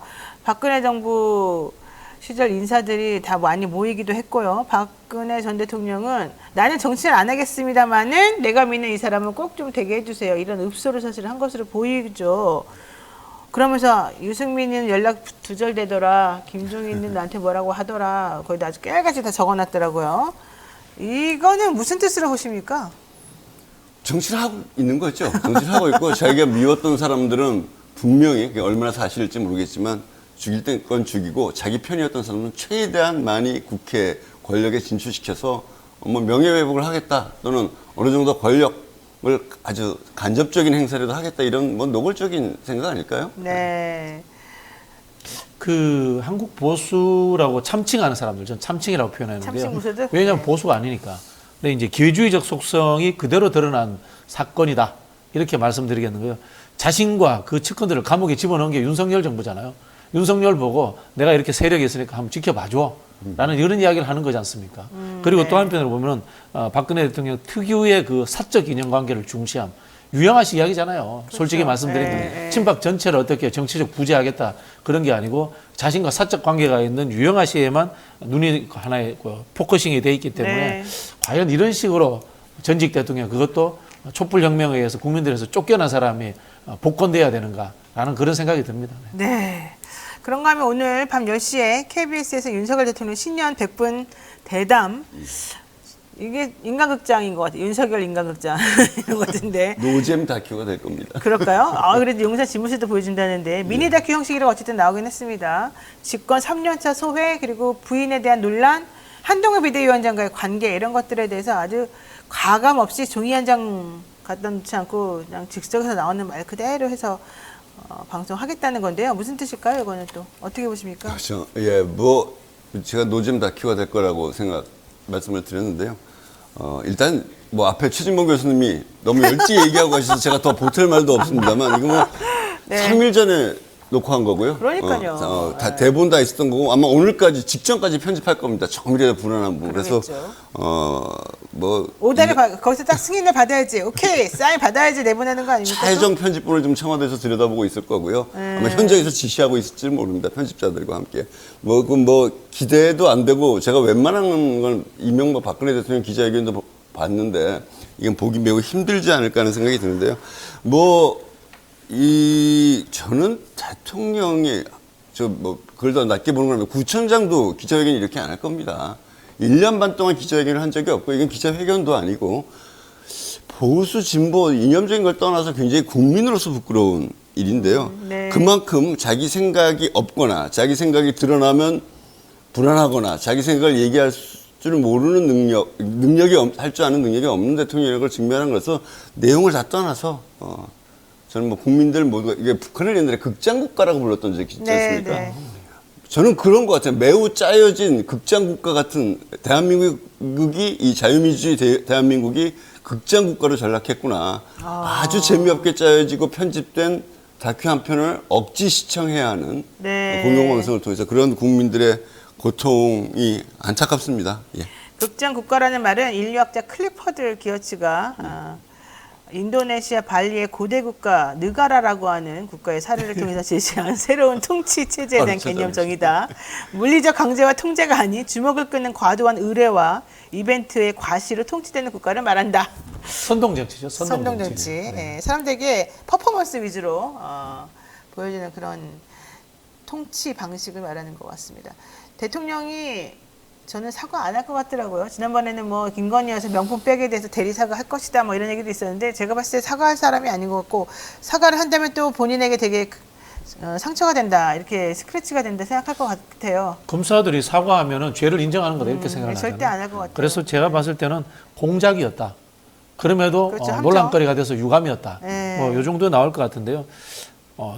그런 뭐 내용 문제도 있지만 형식적으로 대통령이 간담회를 녹화를 한다는 것은 전 세계적 조롱거리입니다. 아, 그래요? 저는 저기 대통령 딴 나라는 선거 안 그래요? 관련 방송법 바꿔가지고요. 네. 앞으로 방송 토론 한 10회 이상 정도 또 아니면 사전에 이 청력 테스트도 하고 그런 거 해야 되지 않나 이런 뭐 생각까지 듭니다. 하여튼가 여기서 핵심은 자막입니다. 자막. 이번에 자막을 또 어떻게 내보낼지. 아, 이거 또 괜히 또 자기도 모르는 의도하지 않은 실수를 범하게 되면 큰일이니까 조심하시기 바라고요.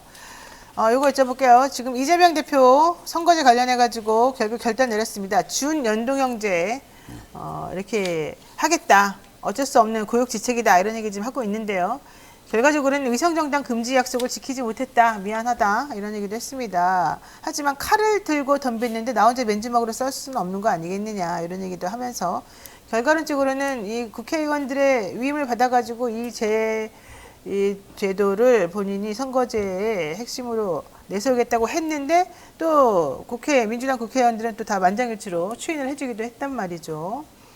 지금 좀 전에 말씀하신 것처럼 이재명 대표 결단, 개혁연합신당 이제 같이 하시게 되는 거잖아요. 말하자면. 아니 뭐 앞으로 두고 봐야죠. 두고는 예, 봐야 예, 됩니까? 예. 예. 어쨌든 이재명 대표 결단 그럼 어떻게 보십니까? 뭐 매우 늦었지만 잘한 결단이고요. 늦었지만. 뭐 그동안 보낸 시간이 한 5개월 정도 지금 병립형이냐 준연동이냐 가지고 끌었거든요. 네, 그러니까 네. 사실 현 제도가 준연동형입니다. 연동형이라는 그렇죠. 제도로 가다가 중간쯤 그 취지를 반만 살린 제도인데 그냥 가만히 있으면 준연동형이 되는데 국민의힘은 계속 병립형을 요구했고 민주당 가만히 있으면 되는데 저희가 노딜 하라 이런 얘기도 했었는데요. 병립형을 고민하기 시작한 거예요. 그게 한 작년 8월서부터 얘기가 나왔고 5개월을 질질 끌면서 저는 처음부터 소신 있게 연동형이 옳고 연동형으로 가자. 지금 준연동형이지만 그 단점을 보완해서 가겠다라고 국민들을 설득하고 설명해 왔으면 괜찮을 텐데 계속 민주당이 만지작거리다가 병립형 문제를 5개월을 만지작거리다가 그냥 현행 제대로 가자라고 하니까 마치 위성정당을 사실 4년 전에도 국힘이 먼저 만들고 지금도 먼저 만들고 네, 있는 만들었어요. 중인데 네, 네. 마치 이재명 대표 혼자서 위성정당을 만드는 사람처럼 뒤집어 쓰게 된 거예요. 저는 뭐 안타까운 면도 있지만 그 5개월 동안 저는 이재명 대표와 민주당이 이 문제에 대해서 흔들렸던 것 자체가 좀 문제다. 이거 뭐 여러 가지 그런 주장을 했던 유튜버들이나 뭐 최고위원 한두 명이나 어떤 경제학자분은 제가 보기엔 말도 안 되는 그 표를 가지고 나와서 이렇게 하면 우리 진다라고 사람들을 선동했는데 그게 휘둘린 건 정말 안타깝다고 어쨌든 생각합니다. 정청래 최고위원은 난 기억이 없다. 내가 그런 주장을 그런 얘기가 다 있는 잊어버렸다. 예, 어저께 그게 말했고요. 그 단톡방에 돌았다는 얘기가 지금 저도 가물며 갖고 방송에서 있는데 그런 말 했어요. 저는 오히려 정청래 최고위원 같이 차라리 낫지. 의견이 있는 사람이 훌륭하다고 차라리 봅니다. 낫지. 지금 민주당의 문제는 의견 없는 의원들이 더 문제예요. 왜 아니, 의견이 없다는 것은 거기에 맞습니다. 대해서 깊이 고민한다거나 본인의 국회의원 당선 외에 전략적인 고저 그다음에 윤석열 정권에 대한 어떻게 심판하게 되는 시대 정신 이런 게 관심 없다는 뜻이기 때문에 제가 거기다 한 말씀 더 오히려 칭찬 얹으면 좀 해주시죠. 이 연동형 비례제는 노무현 대통령 때 고민해서 나오는 하나의 큰 방향이거든요. 다 좋아요. 예. 제가 하나만 여쭤볼게요. 그런 예. 얘기 많이 들었기 때문에 예. 똑같은 얘기시니까 왜 정의당이나 이 개혁연합신당 하려는 이런 분들은 국민의힘에 대한 요구를 하지 않고 국민의힘 왜냐하면 국민의힘이 병립형을 하겠다는 입장은 분명히 갖고 있고요. 그러니까 그러니까 하는 말이에요. 그 사실입니다. 그 사실입니다. 국민의힘이랑 얘기할 필요도 없고 얘기할 민주당이 필요 가만히 없어요? 있기만 하면 되는 건데 아이고. 민주당이 만지작거리니까 그렇게 하지 마시라라고 얘기를 한 거죠. 제가 봤을 때 민주당은 동네 북이다. 그 관련해서 저도 이제 제도 일을 좀 오래 네. 했던 사람인데 좀 제가 정리를 해서 좀 당부 말씀 겸 이렇게 좀 부탁을 드리자면 네. 일단은 윤석열 정부 심판이라는 데 대해서 사전 동의가 돼야 될 것 같고요. 그리고 이 선거연합을 통한 연대가 대선까지 지속되었으면 좋겠습니다. 그래야지만 민주당 지지자들이 좋아할 것 같다는 생각이 들고요. 마지막으로 이건 꼭 좀 관철됐으면 좋겠는데 정당 또는 세력 간의 지분 나누기보다는 국민 참여 경선이라든가 민주적 절차를 분명히 해가지고 과정에서 제도의 문제가 아니라 훌륭하고 윤석열 정부와 잘 싸우는 사람들이 국회의원이 국민들 선택에 의해서 좀 만들어지는 그런 구조를 해주셨으면 좋겠습니다. 조국 전 법무부 장관하고 송영길 전 민주당 대표도 지금 신당 추진한다고 그랬었었는데 이분들도 좀 같이 그러면은 하는 겁니까? 어떻게 됩니까? 같이 하게 되겠죠. 같이요? 근데 사공이 뭐냐면 배가 산으로 간다는 얘기도 있는데 괜찮습니까? 그래서 제가 금방 원칙을 말씀드렸잖아요. 네. 윤석열 정부 심판, 대선까지 간다. 그리고 국민 참여를 통한 민주적 경선, 뭐 이런 것들만 보장된다면 좀 별 문제 없을 거라고 거기에 봅니다. 더해서 제가 말씀드린 게 이제 지금 대상으로는 다 열려 있죠. 범 진보의 여러 가지 정치색들이 다 열려 있지만 이제 옛날처럼 다 모여 라고 잘 모여질지도 문제고, 다 모인다고 해서 이게 플러스 효과, 시너지 효과가 나올 것이냐라도 네. 저는 아직 좀 남아있는 문제라고 봅니다. 민주당이 주도하는 것은 너무나 자연스럽지만 위성정당이 아니라 옛날에 민주당 4년 전에 위성정당이었죠. 민주당이 갖다가 몇 개 붙여가지고 이렇게 한 거였다면 지금은 어쩌면 작더라도 자기 독재적 지지 기반을 가진 정당과 세력들과 수평적으로 연합하는 과정이다. 그렇기 때문에 상호 동의가 필요하고 중요한 건 보여줬던 옛날 그 사람들 다 모였네가 아니라 네. 새로운 모습을 보여줄 수 있는 그런 구성 좋은 연합을 어떻게 만드느냐라는 것이 굉장히 중요한 문제라고 봅니다. 네, 한동훈 비대위원장의 행보도 한번 얘기해 보겠습니다. 한동훈 비대위원장이 설화에 가끔씩, 사실 가끔이라기보다 자주 좀 의도적인 거 아닌가 생각이 들 정도로 막 휩싸이는 경우가 많은데요. 지난 5일에 서울 동대문에 있는 청량리 제기동 여기 있는 경동시장 방문해가지고 분위기 좋았는데 갑자기 스타벅스 매장을 시민들이 오는 곳은 아니다. 이렇게 얘기를 했어요. 게다가 저는 막판에 한동훈 위원장이 생닭을 들고 사진 찍은 거 보고 깜짝 놀랐어요. 왜 물어봤더니 뭐 저거는 지금 딴 얘기지만 그 가려고 하는데 닭을 사야 되는데 이렇게 본인이 생각을 했답니다. 예. 그러고 나니까는 닭을 사러 가는데 너무 멀어. 앞에 사람도 너무 많고. 그러니까 저쪽에서 닭 한 마리를 이렇게 검정색 봉투에 넣어가지고 전달해줬다는 건데 그 닭이 이제 봉투가 너무 작고 닭이 커서 반쯤 이렇게 벗겨진 상태로 사진을 찍혔다. 뭐 이러는데 닭을 그렇게 딱 사진을 찍고 기괴하죠. 표정이 와 저는 깜짝 놀랐거든요. 그런 거 솔직히 좀 그런 것도 일종의 쇼잉이라고 봐야 돼요. 어떻게 되는 거예요? 왜 그런 말씀하신 거예요? 이제 극장 정치 예. 요소인데요. 저는 이제 이게 뭐 제 개인적인 취향일 수 있습니다. 이게 싸구려 언론과 싸구려 정치의 합작품이다 이런 생각이 드는데요. 물론 이제 정치인들의 지도자들이 현장에 가서 그림도 내야 됩니다만은 중요한 거는 현장에 가더라도 이익 관계자들이라든가 어떤 정책적 조언을 받아가지고 그것을 해결하는 모습을 보여야 되지 단순히 사진 내기용으로 생각을 하니까 옆에서 닭 주니까 좀 더 큰 닭 줘 이렇게 했을 수도 있는 거고 이런 수준의 수준으로 우리 정치가 저는 오히려 한 20년 동안 더 이 싸구려 언론 때문에 더 퇴보하지 않았나 뭐 그런 생각이 들고요. 한동훈 비대위원장이 지금 X세대 흉내를 내고 있는 거지 않습니까? 근데 이게 이분이 이제 사회적 의식이나 이런 것들은 부족하니까 스타벅스 매장에서 보여주는 것은 엘리트주의. 그 다음에 엘리트주의자인데도 또 과거형 꼰대 이런 것들이 복합되어 가지고 이런 모습을 보여주는 게 아닌가 뭐 그런 생각이 듭니다. 스타벅스 매장은 시민들이 오는 곳이 서민들이 오는 곳이 아니다. 스타벅스 매장은 사실은 정말 매출이며 뭐며 정말 부동의 1위를 차지하고 그 바로 밑에가 좀 약간 저렴한 가격에 커피를 파는 뭐 메가 커피 뭐 이런 곳이라고 하던데 저는 갑자기 한동훈 위원장이 이렇게 항상 햄버거도 들고 다니면서 도넛도 들고 다니면서 이렇게 뭔가 보여주면서 이 사진을 잘 찍히시잖아요. 그게 이제 X세대의 그 담론이 하나의 그 상업적 상품성으로 가거든요. 예를 들자면 이런 겁니다. 이제 체게바라라는 사람은 좌파예요. 네. 근데 미국에서 이걸 상업적으로 이용하거든. 똑같은 수준인 겁니다. 그 체게바라가 가지는 자유와 저항 이런 상징은 모르고 상업적으로 이용된 수염과 멋있는 거 이런 것만 생각을 하는 거예요. 자, 어떻게 보셨어요? 그 한동훈 위원장의 이런 뭐 스타벅스 매장의 수박 얘기뿐만 얘기요? 아니라 전체적으로 이런 행보 보시기에 어떻습니까? 예, 뭐 저는 뭐 노골적으로 기획된 연출된 행보인데 그 하다 보면 항상 엇나가게 돼 있거든요. 그래요? 진심일 경우에 그게 나중에 방어를 할 수도 있는데 이게 저는 뭐 스벅 얘기는 사실 그분의 생각의 단면들이 드러난 것이긴 하지만 진지하게 공식 논평할 만한 거는 아니니까 가십거리 수준의 문제다라고 생각합니다. 그러니까 뭐 요새 저도 그런 생각이 있어요. 스벅 커피 값이 제일 비싸지 않나? 그런데 다른 데서 꽤 비싸거든요. 이게 다 스벅은 오랫동안 이 값을 안 올렸대요. 그래요? 그래서 옛날에 저도 몇 년 전까지 인식은 무조건 제일 비싼 거 그런데 뭐 이름 다 얘기했어요. 커피빈 이런 데도 거의 요새 4,500원 가까이 가거든요. 대신 이제 양극화돼서 메가 커피도 있고 무슨 이름도 컴포스 커피 뭐 이런 거 1,500원 내지 2,000원짜리 저는 스벅을 뭐 서민이고 아니고를 떠나서 별로 제 입맛에 안 맞고 너무 시끄러워서 안 갑니다만 그래서 뭐 이 부분은 그냥 가십거리 정도로 해야지 너무 진지하게 이것을 얘기할 필요는 없다. 과다하게 의미를 부여할 필요는 없다. 알겠습니다. 조금은 이해도 간다. 어떤 맥락에서 했는데 조금은 이해도 간다. 저는 예. 그런 생각이 듭니다. 좋습니다. 백사자머리님께서 그래도 김건희 여사는 대개 이름도 붙여주는데 한동훈 비대위원장 닭이 이름 붙여주지 않았을까 궁금하다 이런 얘기도 하셨습니다. 동료 통닭. 동료 시민이 먹는 동료 통닭. 자, 국민의힘 공천 신청 접수가 마무리가 되면서 결국 대통령실이나 내각 출신 인사들이 서로 지금 공천 때문에 싸우고 있고요.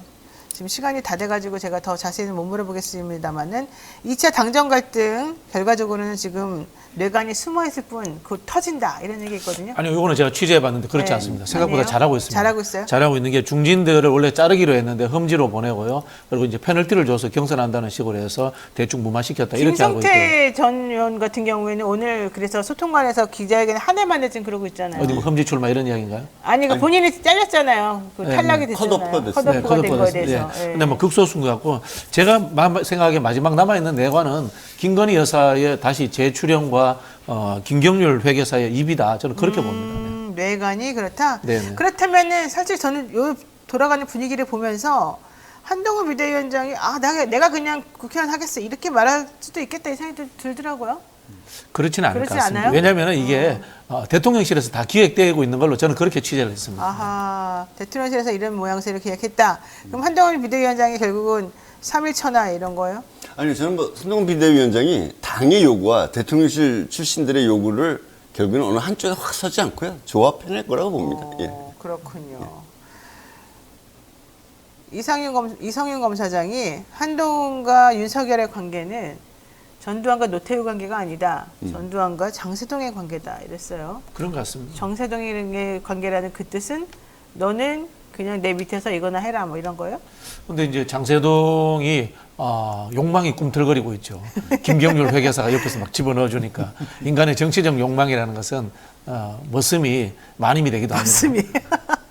알겠습니다. 오늘 말씀 여기까지 듣겠습니다. 지금까지 박진영 부원장 그리고 천호선 전 정의당 대표와 함께했습니다. 3인당 현재 사무총장과 사무총장입니다. 함께했습니다. 두 분 고맙습니다. 네, 감사합니다.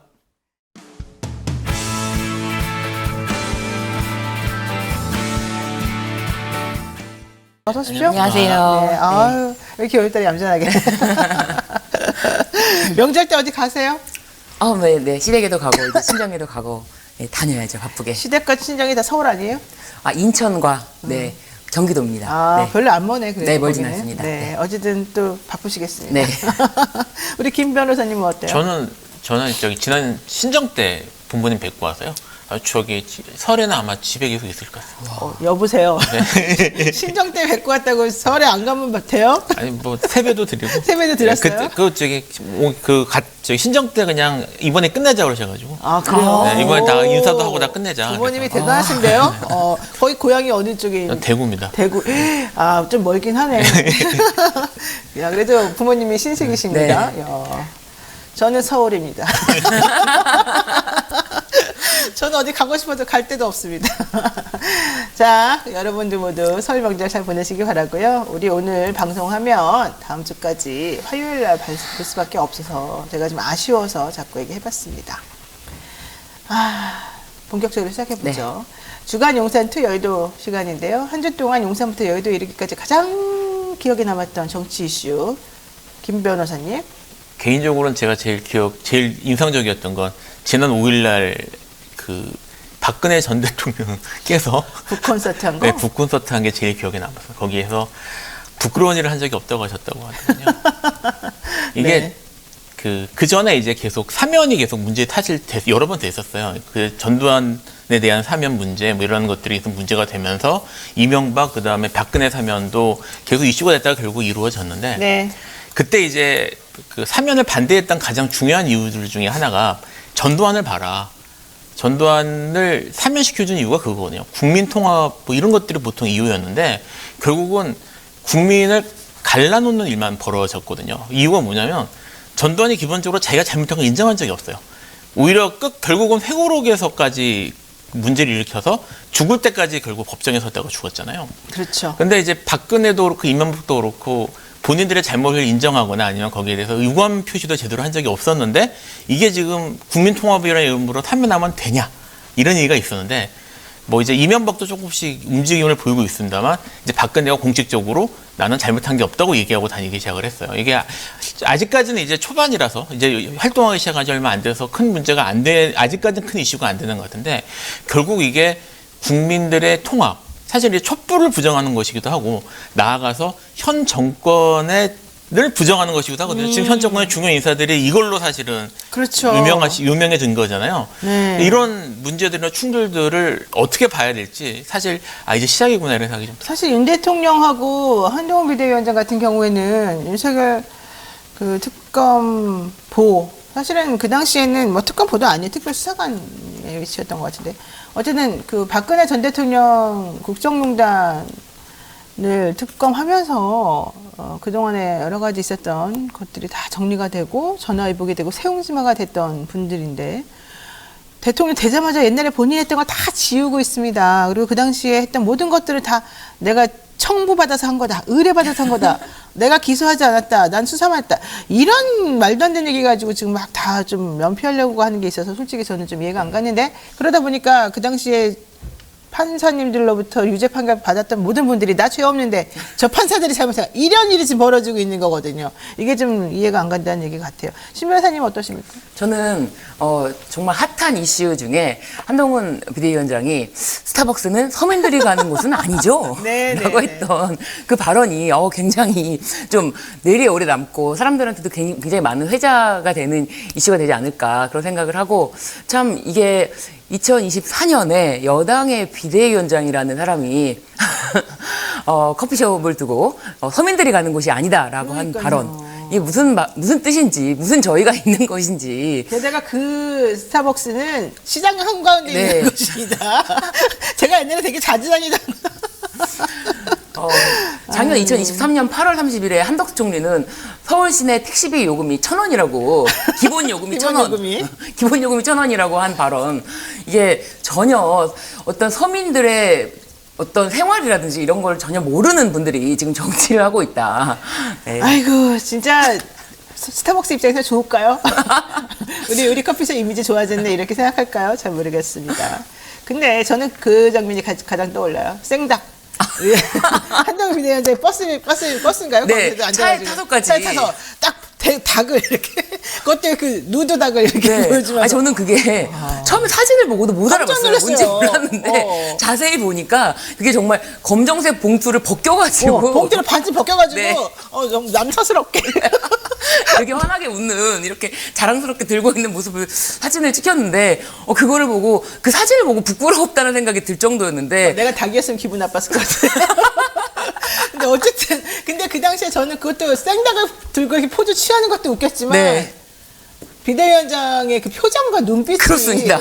너무 와 이게 표정이 좀 그랬었어요 솔직히. 네 정말 너무 가는 행보마다 너무 이렇게 재밌어요. 이슈거리를 제공하고 사실은 뭐 이제 지지하지 않는 국민들에게 한편으로는 한바구음을 줄 수 있는 그런 행보가 아닐까. 네 맞습니다. 근데 어쨌든 간에 참 특이하다. 네. 그런 자세로 사진 찍을 생각을 누가 했을까? 그게 이제 한동훈 위원장이 사실은 사진으로도 사실 주목을 받잖아요. 컨셉 사진가스러운 그런 모습으로 네, 많이 잘 봤는데 한동훈 장관의 전 장관, 한동훈 위원장이라고 부르는 게 낫겠네요. 한동훈 위원장의 유명 컨셉 사진 중에 스타벅스 로고가 보이도록 스타벅스 컵을 들고 선전해 주는 거야? 찍은 사진이 있어요. 광고비 받은 거예요? 그냥? 모르겠어요. 그건 그러니까 아니겠지, 지금 설마. 그거 이제 이 발언이 낸 다음에 이 사진이 쭉 돌았는데 마치 광고처럼 딱 정문에 딱 보이도록 들고 찍은 사진이 있거든요.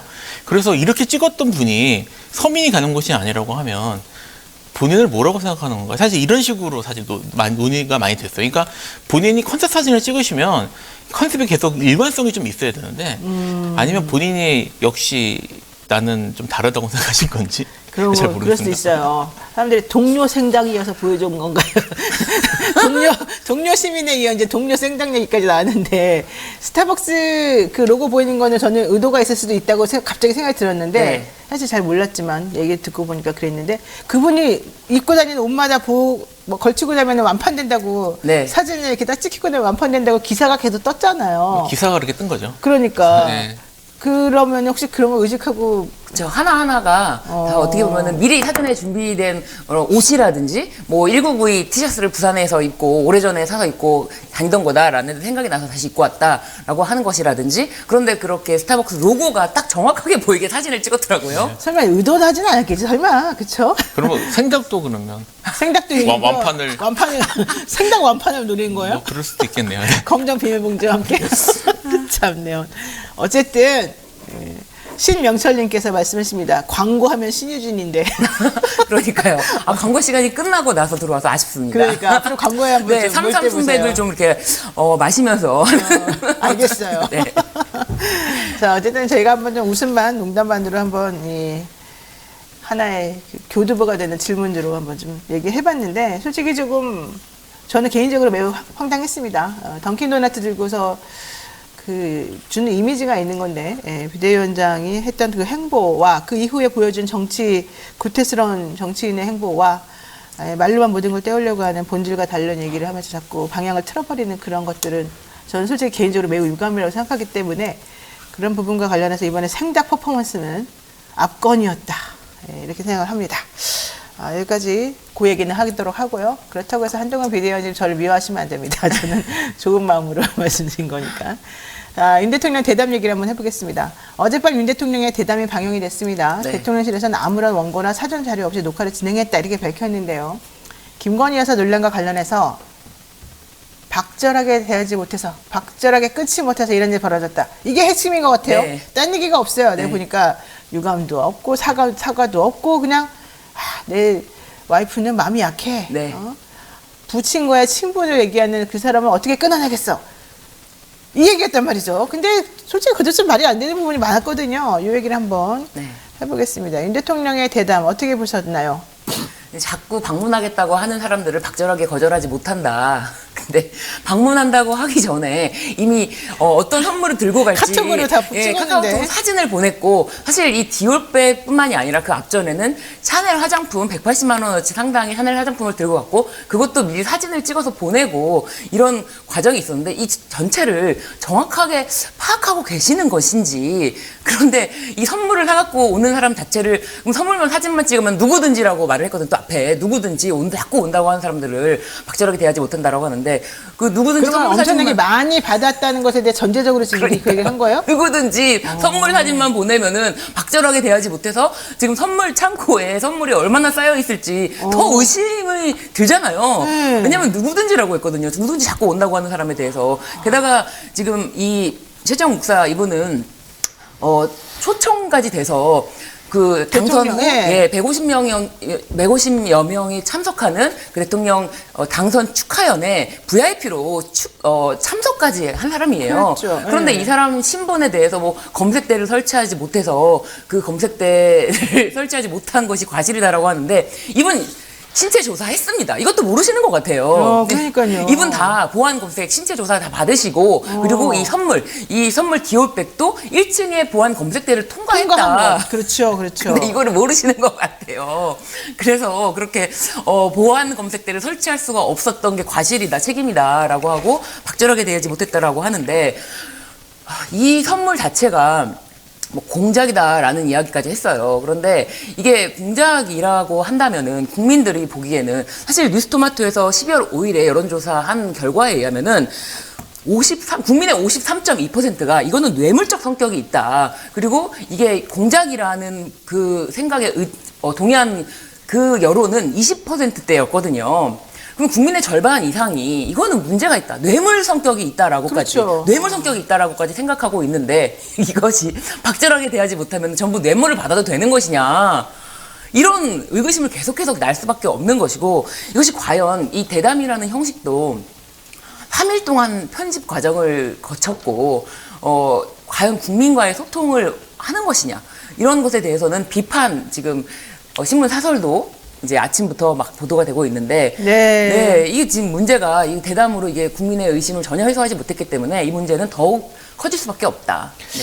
아니 그러니까요. 이게 사실 그 말이 좀 안 맞는 게 아까 말한 대로 모든 검색들을 다 통과했다는 게 첫 번째 네. 팩트입니다. 그리고 두 번째로는 만약에 그 말이 사실이라고 한다면 그 최재형 목사 뒤에 대기번으로 앉아 있었던 그 많은 사람들의 그 선물을 더 어떻게 이렇게 선물인지 뇌물인지는 어떻게 설명할 것인지 네. 좀 말이 안 맞거든요. 대통령 왜 그래요? 이게 이 대담이 사실 이제 저 검색을 한번 대통령 대담 이렇게 한번 검색을 해보시면 네. 저기 그 뉴스 뭐 네이버나 아니면 네. 구글이나 저도 네. 그렇게 많이 해보시면 두 가지 정도 특징이 있어요.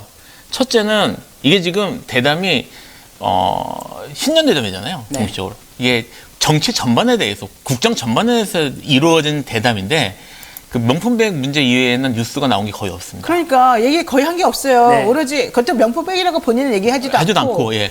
외국의 어떤 작은 그 백에 대해서 질문자도 제대로 질문을 못하더만요. 네, 질문을 말을 못합니다. 파우치백, 외국의 어떤 백. 이게 지금 뭐 안보, 경제, 교육, 복지 다 얘기했다는데 뭘 얘기했는지 기사가 안 나왔어요. 이 말은 몰라요. 예, 이 말은 저기 언급할 만한 내용이 제대로 나오지 않았다는 얘기기도 하고 모든 언론들이 이 문제의 뺑에만 관심이 가 있다라는 것 네. 하나가 있고요. 근데 이 백 부분은 전문이 지금 이제 옮겨 써서 나온 기사, 그 부분만 딱 나온 기사들이 몇 개 있는데 이 기사를 보면 말씀하셨던 그런 것들이 보이지만 전체적으로 결국은 백을 주기를 받았다라는 걸 인정하는 내용이에요. 여기에 대해서 예를 들면 뭐 외국 회사 저 조그만 백이죠. 뭐 이런 식의 말을 앵커가 먼저 하면서 네. 마사지를 해주는 모습을 보였는데 그게 중요한 게 아니고 어쨌든 중요한 거는 그럼 받은 건 받은 거네라는 사람들이 그러니까 우리가 이제까지 알려진 사실관계에 대해서 사실상 자백한 것 같은 모습이 되는 거거든요. 이러면 이게 뭐 어떻게 생각해 뭘 어떤 명목으로 받았던 이게 조그만 백이든 큰 백이든 뭐 용량이 얼마가 되든 간에 사실은 대통령이 그 김건희 여사가 백을 받았다는 걸 인정한 게 돼요. 이거는 사실 범죄가 만약에 되면 범죄를 인정한 거거든요. 이걸 왜 했나 모르겠어요, 저는. 자 보세요. 더 중요한 건 대통령이 하고 싶단 말은 이거죠. 이번 논란의 본질은 정치 공작이다. 시계에다 몰카까지 들고 왔다. 게다가 그 일이 벌어진 때로부터 1년이나 지난 시점에 선거를 얼마 앞두지 않고 이걸 터트린 것 자체가 공작이다. 그러니까 하고 싶었단 말은 이거죠. 니네 정치 공작했다. 네. 저희가 서초동 아파트에 살고 있었고 한 6개월가량 살다가 용산 관제에 들어갔는데 제 아내 사무실이 지하에 있었다. 검색기를 설치하면 복도가 막혀 주민들한테 굉장한 불편을 주기 때문에 검색기를 설치할 수 없었다. 이제 이렇게 말하죠. 네. 변명을 이제 했는데 네. 그 변명이 사실은 사실과 부합하지 않는다. 그렇습니다.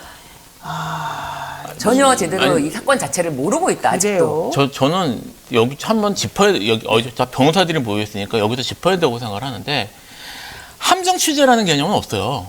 그래요, 맞아요. 네, 함정 수사라는 개념은 있어도 함정 취재라는 개념은 없고 이거는 그래서 애초에 함정 수사의 적법성, 그다음에 유죄 거기에 대해서 뭐 판례가 어떻게 보고 뭐 이런 논란들이 있는데 지금 거기에 대한 논의가 아예 들어갈 게 없어요. 이거는. 그러니까요. 이거는 뭐 그 함정 수사는 수사기관이나 수사기관의 의뢰를 받은 지시를 받은 자가 하는 거거든요. 전혀 상관이 없어요. 그러니까 여기에 정치적 음모니 뭐니 이런 것들은 정치적으로 의미가 있을지 정치적으로 어떤 의미를 가는지 모르겠지만 제가 이걸 자백이라고 얘기하는 이유가 뭐냐면 이거 실제로 법적인 문제가 되면 이런 것들은 전혀 고려 대상이 아닙니다. 네. 그러니까 이걸 가지고 계속 초점을 여기에 맞추려고 하는데 그래서 마치 이것 때문에 죄가 안 되는 것처럼 얘기하려고 하는데 전혀 그렇지 않습니다. 이거는 법적으로는 법학에서 이런 거 아예 논하지도 않아요. 함정 취재란 말은 전 처음 들었어요. 말을 만들어내는 예, 데는 예. 참 잘한다. 그렇지만 그러니까 윤석열 대통령이 지금도 제가 또 뉴스토마토의 여론조사를 또 하나 인용을 하자면은 2월 6일에 발표된 건데요. 네. 이제 짱입니다. 네. 윤석열 대통령 주요 정치인들에 대한 신뢰도 조사를 했습니다. 근데 윤석열 대통령에 대한 신뢰도는 11.5%. 11.5%입니다. 뭐 이재명 대표는 40.6%고요. 뭐 한동훈 비대위원장은 28.4%지만 네. 이 대통령의 말에 대한 신뢰도는 11.5%. 세상에. 11.5% 정도의 신뢰도를 갖고 있는 말이기 때문에 이것에 대해서는 더 이상 제가 더 부연 설명을 하는 것도 구차하다. 사실관계 파악도 안 돼 있다. 네. 그런데 이분이 사실 전직이 검사잖아요. 검찰에 꽂힌 총장까지 했어요. 그런데 사실관계 파악도 안 되고 자신의 생각에서 비롯된 생각만 얘기한다면은 수사는 그동안 어떻게 했습니까?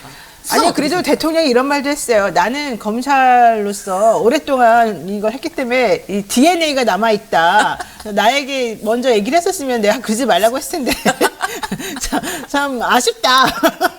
하여튼 본인의 DNA는 아직 그렇게 살아 있는데 네. 부인이 협조해주지 않는 거에 대해 안타까워하시면서 아쉽다 이런 얘기를 계속했단 말이죠.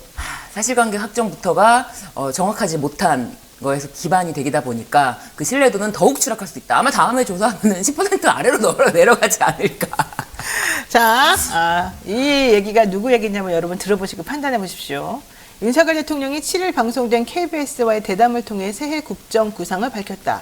대통령은 자신의 집무실과 국무회의장 등 대통령실 내부를 소개하고 안보, 경제, 교육, 복지 등 국정 전반에 대해 설명했다. 국민이 가장 궁금해했던 김건희 여사의 명품백 수수 논란에 대해서는 사과보다는 해명 위주였다. 국민이 듣고 싶은 말보다 대통령이 하고 싶은 말을 했다는 인상을 줬다. 대담이라는 형식이 적절했는지도 묻지 않을 수 없다. 질문자가 단 한 사람이었다. 여러 언론사의 기자로부터 다양한 질문을 받고 즉석에서 답하는 대통령의 기자회견에 비해서 내용이 크게 제한될 수밖에 없다. 대담 방송사인 KBS는 사장의 인사권자가 대통령이다. 대담이 객관적이고 중립적으로 이루어졌다고 하기 힘들다. 생방송도 아니고 4일 녹화한 방송이었고 2시간 넘는 분량을 100분으로 편집했다고 한다. 사전에 각본을 짜고 사후 편집이 가능한 녹화 대담은 대통령이 하고 싶은 말만 하겠다는 것이라는 야당의 비판이 틀렸다고 할 수 없다. 대통령실 관계자는 국민에 대한 메시지 전달력을 높이기 위해서 대담으로 진행했다고 했지만 그런 이유라면 생방송으로 기자회견하는 편이 훨씬 좋았을 것이다. 누구 말일까요? 누구 굉장히 말일까요? 논조가 격한데요. 여러분. 이거 아무래도 이 정도면은 대통령이 딱 이럴 거죠. 좌파 언론에서 그런 보도한 거 아닙니까 이거? 임필서 변호사님은 다 알겠지만 네. 두 분 다 역시 또 방송을 아는 신현희 변호사님 멋지게 이게 조선일보 사설이라는 거죠. 어제 방송을 보고 조선일보가 제목이 이겁니다. 내용, 형식 모두 미흡. 윤대담 앞으로 조심. 약속이라도 지켜라. 약속이라도 지켜라. 이게 바로 조선일보의 오늘자 2월 8일 오전 새벽 3시 17분에 올라온 조선일보의 사설이었다는 거. 제가 말씀드린 그 내용이 조선일보 사설이었다는 거. 이거 오마이뉴스 아닌가? 한겨레 아닌가? 갑자기 생각했는데. 그거 뭐 인터넷 언론사 뭐 좌파 언론 아닙니까?라고 대통령이 경롱하실 만한 내용이네요. 뉴스버스 아닌가? 뉴스버스는 기억도 못하세요. 뉴스 이렇게 말씀하십니다. 기억도 못해요? 네. 이럴 수가. 자, 안타깝습니다. 이런 와중에 제가 말씀드리고 싶은 재판 결과가 하나 있어서 말씀드립니다. 대통령이 사실은 서민을 생각하지 않고 국민을 생각하지 않고 대담에서도 제대로 된 경제나 국민의 안보와 관련된 내용을 얘기한다기보다는 본인의 부인이 빽받은 거 가지고 그렇게 오랫동안 설명한다는 것 자체가 매우 속상하다, 안타깝다 이런 말을 안 할 수가 없는 상황인데 어제 그래도 하나 좋은 재판이 나왔습니다. 인천 미추홀구 전세 사기 관련된 판결이었습니다. 이른바 건축왕이라고 불리우는 이 사람이죠. 아파트와 오피스텔 등 2,708채를 보유하면서 국민들에게 엄청난 피해를 줬습니다. 실질적으로 이 사람이 2,708채를 보유하게 된 게 2021년 3월부터 2022년 7월까지인데요. 전세보증금으로 148억 원을 세입자들로부터 받아서 가로챈 혐의 등으로 구속 기소가 됐고요. 원래 전체적인 전세 사기 혐의 액수는 453억 원이었습니다. 근데 어제 있었던 그 재판에서의 전세 사기 혐의는 148억 원이었고요. 나머지 305억 관련된 재판은 별도로 진행 중에 있는데요. 이 빌라왕, 건축왕은 본인이 운영하는 회사에 자금으로 쓰려고 이 전세 자금을 빼돌렸다는 혐의로 횡령 혐의로 재판을 또 받고 있기도 합니다. 15년형을 선고받았습니다. 원래는 사기는 10년형인데 판사는 이렇게 얘기를 하고 있습니다. 사람들의 국민들의 이 생존의 기본 요건인 주거 환경을 침탈한 이 잘못에 대해서는 우리가 엄단에 처하지 않을 수 없고 사기죄는 보통 10년까지인데 이게 이제 2개 이상의 형이 경합하게 되면은 이분을 가중할 수 있어서 아무리 많이 해봤자 15년형밖에 선고할 수 없다. 지금 4명이나 극단적 선택을 한 이 상황에 있어서 내가 할 수 있는 최대한 여기까지였지만 더 많은 형량으로 경중을 올릴 수 있도록 법이 좀 바뀌었으면 좋겠다 이런 얘기도 했었습니다. 이런 판사도 있다는 거 설명을 드리고 싶어서 했습니다. 자, 조국 전 장관 얘기도 해보죠. 오늘 조국 전 장관에 대한 항소심 선고가 있는 날입니다. 입시비리 감찰무마등의 혐의로 1심에서 징역 2년형을 선고받았습니다. 증거인멸죄에 대해서는 무죄가 1심에서 선고가 되었고요. 입시비리, 자녀의 입시비리에 관련된 건 유죄, 또 유재수 씨 감찰무마 혐의 등에서 유죄가 나왔었습니다. 이 감찰무마 혐의 때문에 사실은 징역형이 선고된 건데요. 1심에서는 법정 구속은 되지 않았고 오늘 2심이 이제 있는 날이고 오늘 어떻게 될지에 따라서 구속 갈림길에 놓여 있다고 볼 수밖에 없습니다. 우선 김필선 변호사님, 조국 전 장관의 이번 항소심 판결 항소 기각될까요? 아니면은 뭐 새로 그냥 뒤집어질까요? 어떻게 될까요? 현재로서는 좀 예상하기는 어렵습니다. 이게 근데 이제 입시비리 부분은 사실 관련 사건에서 계속 또 유죄가 나오고 있어서 입시비리 건이 크게 뒤집어지거나 크게 바뀔 가능성은 사실 이게 높진 않을 것 같고 문제는 이제 감찰 무마건이 제일 크고 이게 만약에 유지가 되면은 실형 유지될 가능성도 꽤 있어서 이게 문제인데 뭐 이거는 지금 법리적으로는 사실은 어렵지 않을까라는 전 처음에 생각을 했는데 1심에서 인정을 해버렸단 말이에요. 네. 그래서 뭐 결국은 법리적 싸움 이런 것들이 중요할 것 같은데요. 이건 좀 지켜봐야 될 것 같습니다. 근데 한 가지만 더 말씀을 드리면 전반적으로 이게 지금 이것도 지금 직권남용이란 말이에요. 직권남용에 대해서 전반적으로 적용 범위를 매우 좁히고 있는 법원에서 이 케이스만 이렇게 넓게 인정하는 거는 좀 이상하다는 생각은 들어요. 그래서 그렇죠. 그런 일관성을 법원이 보여줄지 최근에 또 지금 저 대법원장, 전 대법원장이나 뭐 이런 다 무죄 그 부분에 대해서 무죄가 나왔잖아요. 그래서 이런 기조를 과연 법리적으로 일관되게 지킬지 여부를 좀 지켜봐야 될 것 같습니다. 사실 이제 최강욱 변호사 같은 경우가 허위 인턴 확인서 발급해준 혐의로 의원직도 상실돼버린 상태인 거고요. 네. 인권법센터 세미나 할 때 조민 봤다고 말했던 사람은 위증죄로 좀 재판을 받고 있는 중이어서 이 부분이 무죄가 나오기는 쉽지가 않아 보이잖아요. 네. 그런 데다가 유재수 감찰 관련해가지고도 사실은 무죄를 뒤집어지기는 어렵다 이렇게 나오거든요. 근데 이 감찰 무마라는 것도 이 자체가 이 말도 처음 만들어진 말이거든요.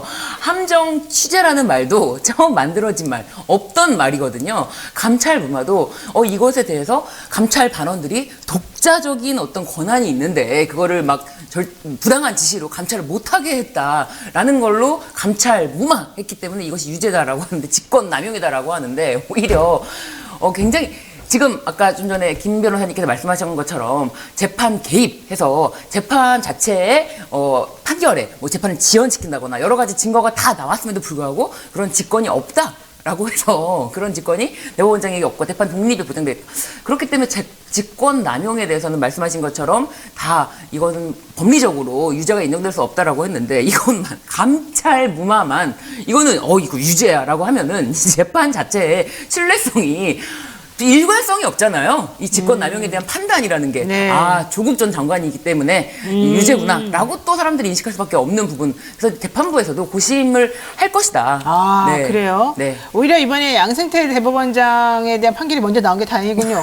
아니 그렇죠. 같은 1심인데 직권남용에 대한 판단에 대해서 그렇죠. 완전 다르잖아요. 예, 법원이 어떻게 판단했는지 보여줬잖아요. 네. 직권남용이라고 하는 거는 권한 범위 내에서 이루어지냐, 권한 범위 밖에서 이루어지냐 이제 이거 가지고서 갈리는 건데. 네. 권한 범위 밖에서 이루어진 거는 직권남용이 될 여지도 없다는 게 원래 판사님의 말이거든요. 어떻게 보십니까? 지금 사실 이제 뭐 원칙적으로 좀 돌아가면 직권남용죄 구성 요건 자체가 좀 이상하긴 해요. 그게 직권 범위 내에 있어야지 범죄가 성립을 하는데 그 내에서 또 남용을 해야 되거든요.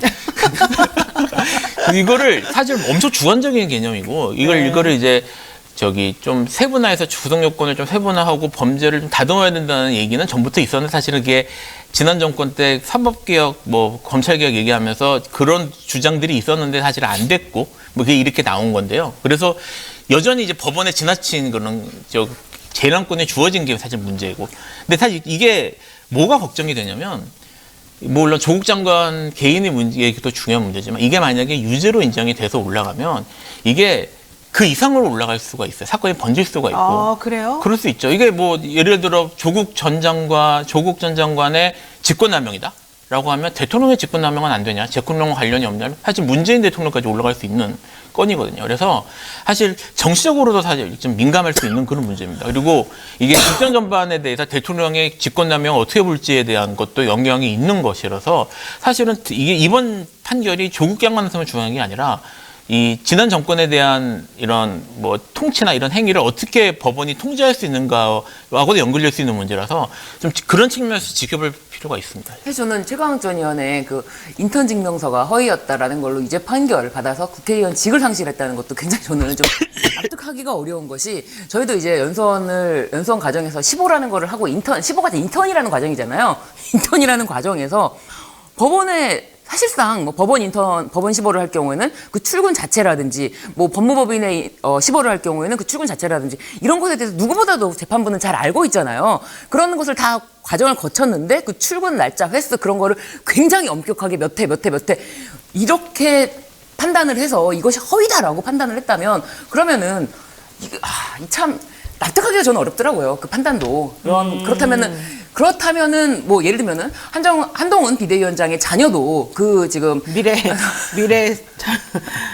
소녀 한동훈 자녀. 네. 네, 자녀도 그런 부분에 대해서는 전혀 납득할 수 없는 그 시간을 부풀리기를 했는데도 불구하고 그것에 대해서는 뭐 수사조차도 되지 않는 그런 상황에서 누구는 무조건적인 유죄로 다 가고 그래서 국회의원직도 상실해야 되고 어떤 경우에는 수사조차도 안 되고 이런 상황이 지금 이루어지기 있기 때문에 결과가 공정하냐, 이 과정이 공정하냐 이것에 대해서는 공정성이 깨졌다라는 의견입니다.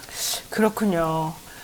오늘 선고 이호 막걸리님이 예언을 하셨네요. 내가 법 하나도 모르는데 예언 하나 하겠습니다. 조국 무죄입니다.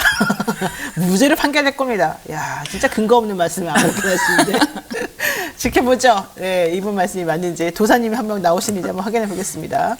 좀 전에 이제 박근혜 콘서트 얘기도 하셨습니다만은 이 윤석열 대통령이 과거 본인이 이제 대거 감옥에 보냈던 분들에 대해서 사면을 단행하고 여러 가지 좀 뭐라 해야 돼, 이제 웃는 나이 뺨 때리고 뭐 해준다는 식으로 뭔가 좀 보완 조치를 계속 해주고 있고 AS를 해주고 있는 상황인데 이번에 사면 대상자가 발표가 됐지 않습니까? 김관진 전 국방부 장관하고 김기춘 전 대통령 비서실장 포함했는데 이 사면과 관련해가지고 이거 지금 박근혜 전 대통령 라인들 좀 잡으려고 표심을 얻으려고 하는 거다. 이런 얘기들이 있단 말이죠.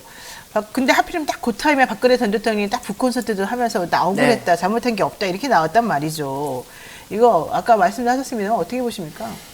이게 애초에 사면권이라는 걸 대통령한테 준 이유가 네. 이게 이제 그 구체적 타당성이라고 이제 법률용에서 그렇게 얘기하잖아요. 그러니까 법을 적용을 하면 법을 이제 원칙대로 적용을 하면 처벌을 받을 수밖에 없지만 사실 딱한 사정들 이런 것들 뉴스에 나오잖아요. 뭐 딱한 누가 그런 사람들인 경우에 대통령이 특별히 이렇게 좀 봐준다든지 이런 것들을 위해서 기본적으로 도입된 제도란 말이에요. 근데 이제 이것이 이제 정치적 목적으로 사용에 대해서 많이 비판을 받았는데 지금 이번 사면도 그렇지만 정치적 목적 정도가 아니라 그냥 개인적으로 내키는 사람을 해주는 게 아닌가. 이런 생각이 들 정도예요, 사실은. 이 정도, 그래서 이게 지금 물론 저는 그 전에 지금 좀 전에 얘기했던 박근혜 사면도 적절하지 않았다고 생각을 했고 그 점에 있어서 문재인 대통령도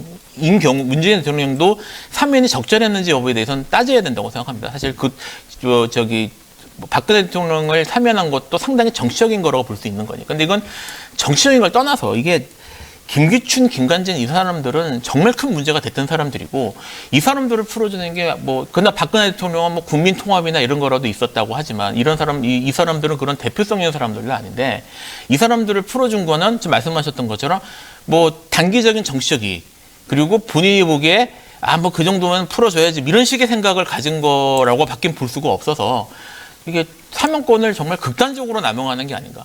이거야말로 정말 직권남용 문제가 될 수 있는 게 아닌가. 이런 생각이 들 정도로 좀 저는 동감이 안 됩니다.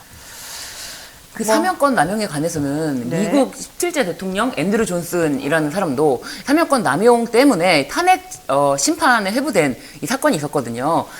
이게 과연 마음대로 무제한적으로 행사할 수 있는 대통령의 권한이냐 아니다라는 거예요. 대통령제가 확립된 미국에서도 사면권이 남용되면은 이건 탄핵 심판에도 회부될 수 있는 이런 정도의 이건 남용돼서는 안 되는 권한이다라고 하고 있는데 제한적인 권한이라는 거죠. 그런데 이렇게 일방적으로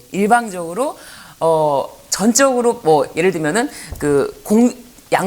통합이라든지 아니면은 정치적인 인사를 만약에 사면을 할 때도 이렇게 어느 정도 이렇게 야당 쪽이라든지 여당 쪽이랑 균형을 맞추는 약간의 기계적인 균형이라도 맞추려는 어떤 폼이라도 낸다든지 그런 것이 아니라 전적인 김기춘 전 비서실장이라든지 김관진 전 국방부 장관이라든지 이런 사람들을 사면을 할 때 또 문제가 뭐냐면은 실형을 선고받았는데 이 대법원에 재상고를 앞두고 네. 전격적으로 이거를 취소를 합니다. 네. 본인이 여기서 취소를 하면은 그러면 확정이 되는 거 아닙니까? 그렇죠. 형이 확정이 되면은 바로 구속이 되는 거예요. 바로 교도소를 가야 되는데 이 사면이 나오기 전에 이거를 재상고를 포기하고 취하합니다. 그렇다는 거는 나는 구속되지 않는다는 것에 대한 확신이 있었다? 확신이 있지 않고서야 누가 구속을 각오하고 재판 자체를 대법원에 계류될 것을 취소하고 포기합니까? 그리고 더 중요한 게 하나 있습니다. 사실 언론들이 말을 하지 않았던 얘기인데 보통 이제 이런 식으로 대법원에 상고했다가 상고를 취하하거나 이렇게 네. 되면은 2심에서 받았던 형을 집행을 하는 게 즉시 이루어져요. 즉시. 원래는 즉시 이루어져서 처리하는 순간 사실은 구치소 수감될 준비를 구치소도 아니죠. 이제 교도소로 들어가야 되죠. 네. 확정이 됐기 때문에 네.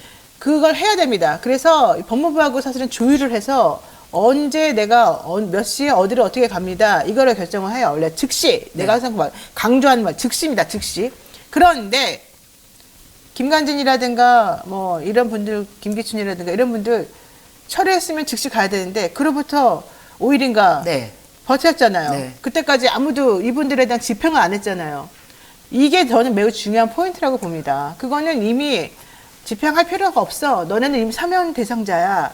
그러니까 너네는 하루도 여기에 감방에 들어가지 않게 해줄게. 이런 약속이 있지 않고선 있을 수 없는 일이거든요. 네. 그러니까 이게 사실은 짜고 치는 거였고 뻔하다. 근데 이거 대통령 측에서 나서서 물론 뭐 대통령 직접 하지는 않겠죠. 그 밑에서 일하는 분들이나 법무부나 이런 사람들이 했겠지만 그런 부분들이 매우 중요한 포인트인데 그런 것들을 안 지적하고 사람들이 이 언론에서 그냥 아무렇게나 쓰는 것도 저는 좀 아무렇게 쓴다는 거는 적절하지 않은 표현이고 좀 깊이 있게 분석하지 않는 것들에 대해서는 조금 좀 유감이다. 근데 어쨌든 중요한 건 네. 사전 교감이 당연히 있었을 거라고 볼 수밖에 없는 여러 가지 그렇죠. 증거 중에 하나가 바로 그거다. 단 하루도 실형을 살지 않았다. 네, 그 왜냐면- 부분에 대해서 지적한 언론이 왜냐면 있습니다. 취소를 하고 되면 철회를 하게 되면 곧바로 들어가야 되는데 그 자체를 아예 시도를 안 했잖아. 서로 약속을 잡는다던가 며칠 있다 들어간다던가 이런 게 정해져 있지 않았었잖아요. 심지어 이제 대통령의 장모인 최은순 씨도 가석방 심사 대상에 포함이 되어 있고 이게 3.1절이냐 언제냐 가석방에 대해서 뭐 법무부는 신청한 바가 없다. 본인이 신청한 바가 없다. 원래 가석방이라는 거는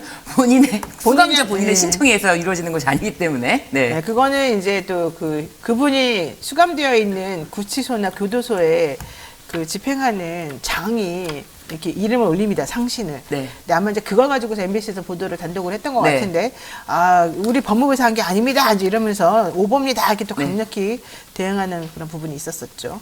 홀로 걸어서님께서 이렇게 말씀하시네요. 사면으로 마치 신 코스프레를 하고 있는 거 아닙니까? 이런 얘기도 하셨는데, 대통령이 너무 이 사면권을 남용한다.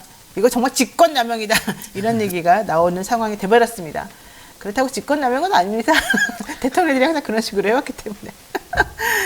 이재용 삼성전자 회장 1심 재판 결과 모두 무죄 나왔어요. 이게 좀 일련의 흐름들이 있어요.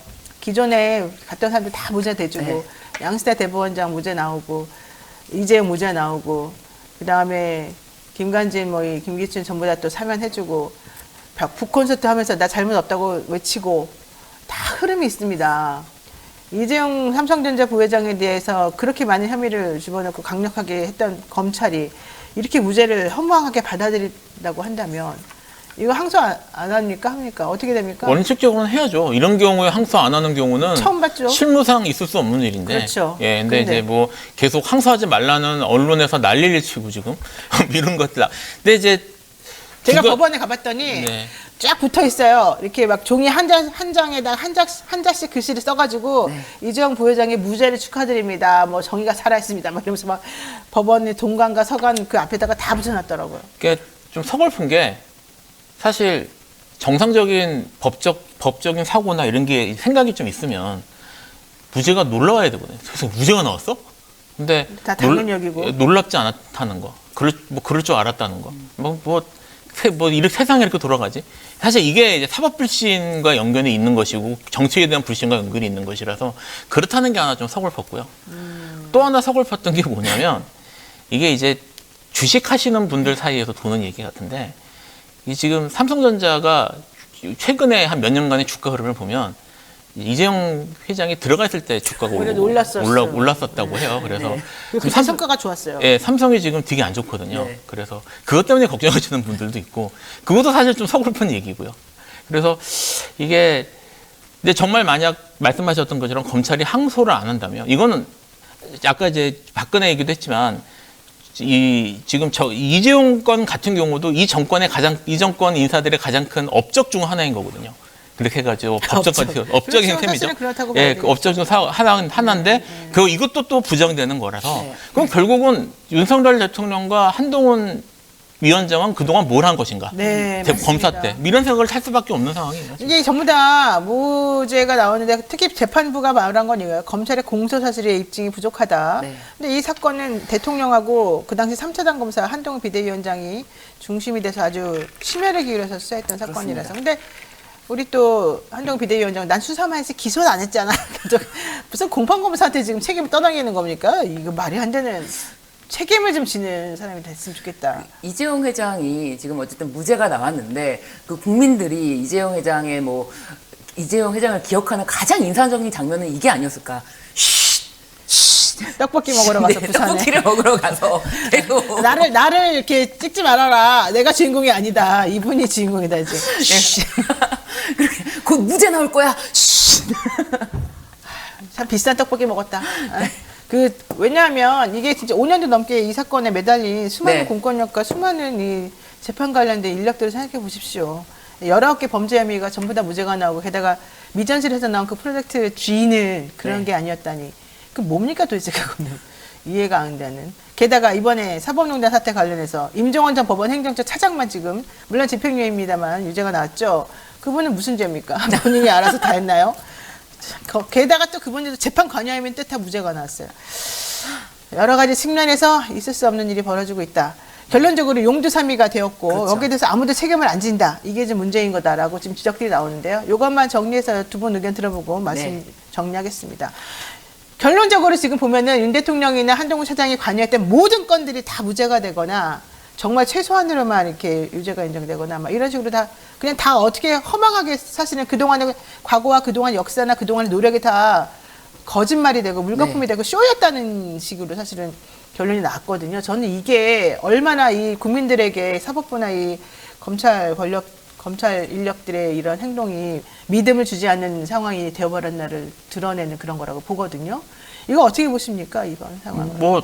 근데 지금 아까 이제 사면 얘기도 나왔지만 그리고 박근혜한테도 전화하고 막 그랬다면서요. 연락하고 해서 뭐 이런저런 얘기 했다고 하는데 지금 저기 대통령부터 네. 자기 이 결과에 대해서 오히려 책임 안 져요. 받아들이고 좋아하는 것 같아요. 그리고 조장하는 듯한 느낌을 하고 있거든요. 그러니까 이분들이 사실 가장 검찰이나 이쪽에서 가장 좋아하는 말이 헌법, 그다음에 무슨 법치 이런 얘기를 하는데 과연 이분들이 법치에 대해서 무슨 생각을 하고 있는 건지 그리고 자기들이 수사해서 했던 기소해가지고 했던 것들에 대해서 이런 결과가 나온 것에 대해서 이걸 정치적인 이걸 떠나서 이 법을 이제 수사했던 법을 이제 다뤘던 사람으로서 그리고 여전히 사실은 법치주의를 책임지는 위치에 있는 거잖아요. 이분들이 생각하는 법의 신뢰나 아니 법치라는 건 무엇인지 좀 의심은 좀 그렇게 좀 이상하게 생각하지 않을 수가 없는 것 같아요. 네. 좀 전에 이제 조선일보 칼럼을 소개시켜 주신 것처럼 저도 동아일보의 이 사설인데요. 제목이 검사 윤석열과 좌동훈 우복현의 수사농단. 이게 수사농단. 2월 6일입니다. 2월 6일자 동아일보 칼럼입니다. 네. 무죄가 나건 말건 기소하고 본 윤석열 검찰. 이재용 삼성 합병, 양승태 사법농단 무죄 수사 논공으로 이미 검찰공화국 완성이 됐고 뒤늦게 책임 물을 방법이 없다. 그러니까요. 좌동훈 우복현. 그리고 수사농단은 지금까지 한 번도 수사해보지 못했는데 이것이야말로 지금 시작돼야 되는 것이 아니냐. 이렇게 칼럼을 썼더라고요. 네. 야, 이 동아일보가 네. 가름합니다. 의미가 있습니다. 여기까지 정리하겠습니다. 두 분 네. 오늘 말씀 고맙습니다. 네. 감사합니다.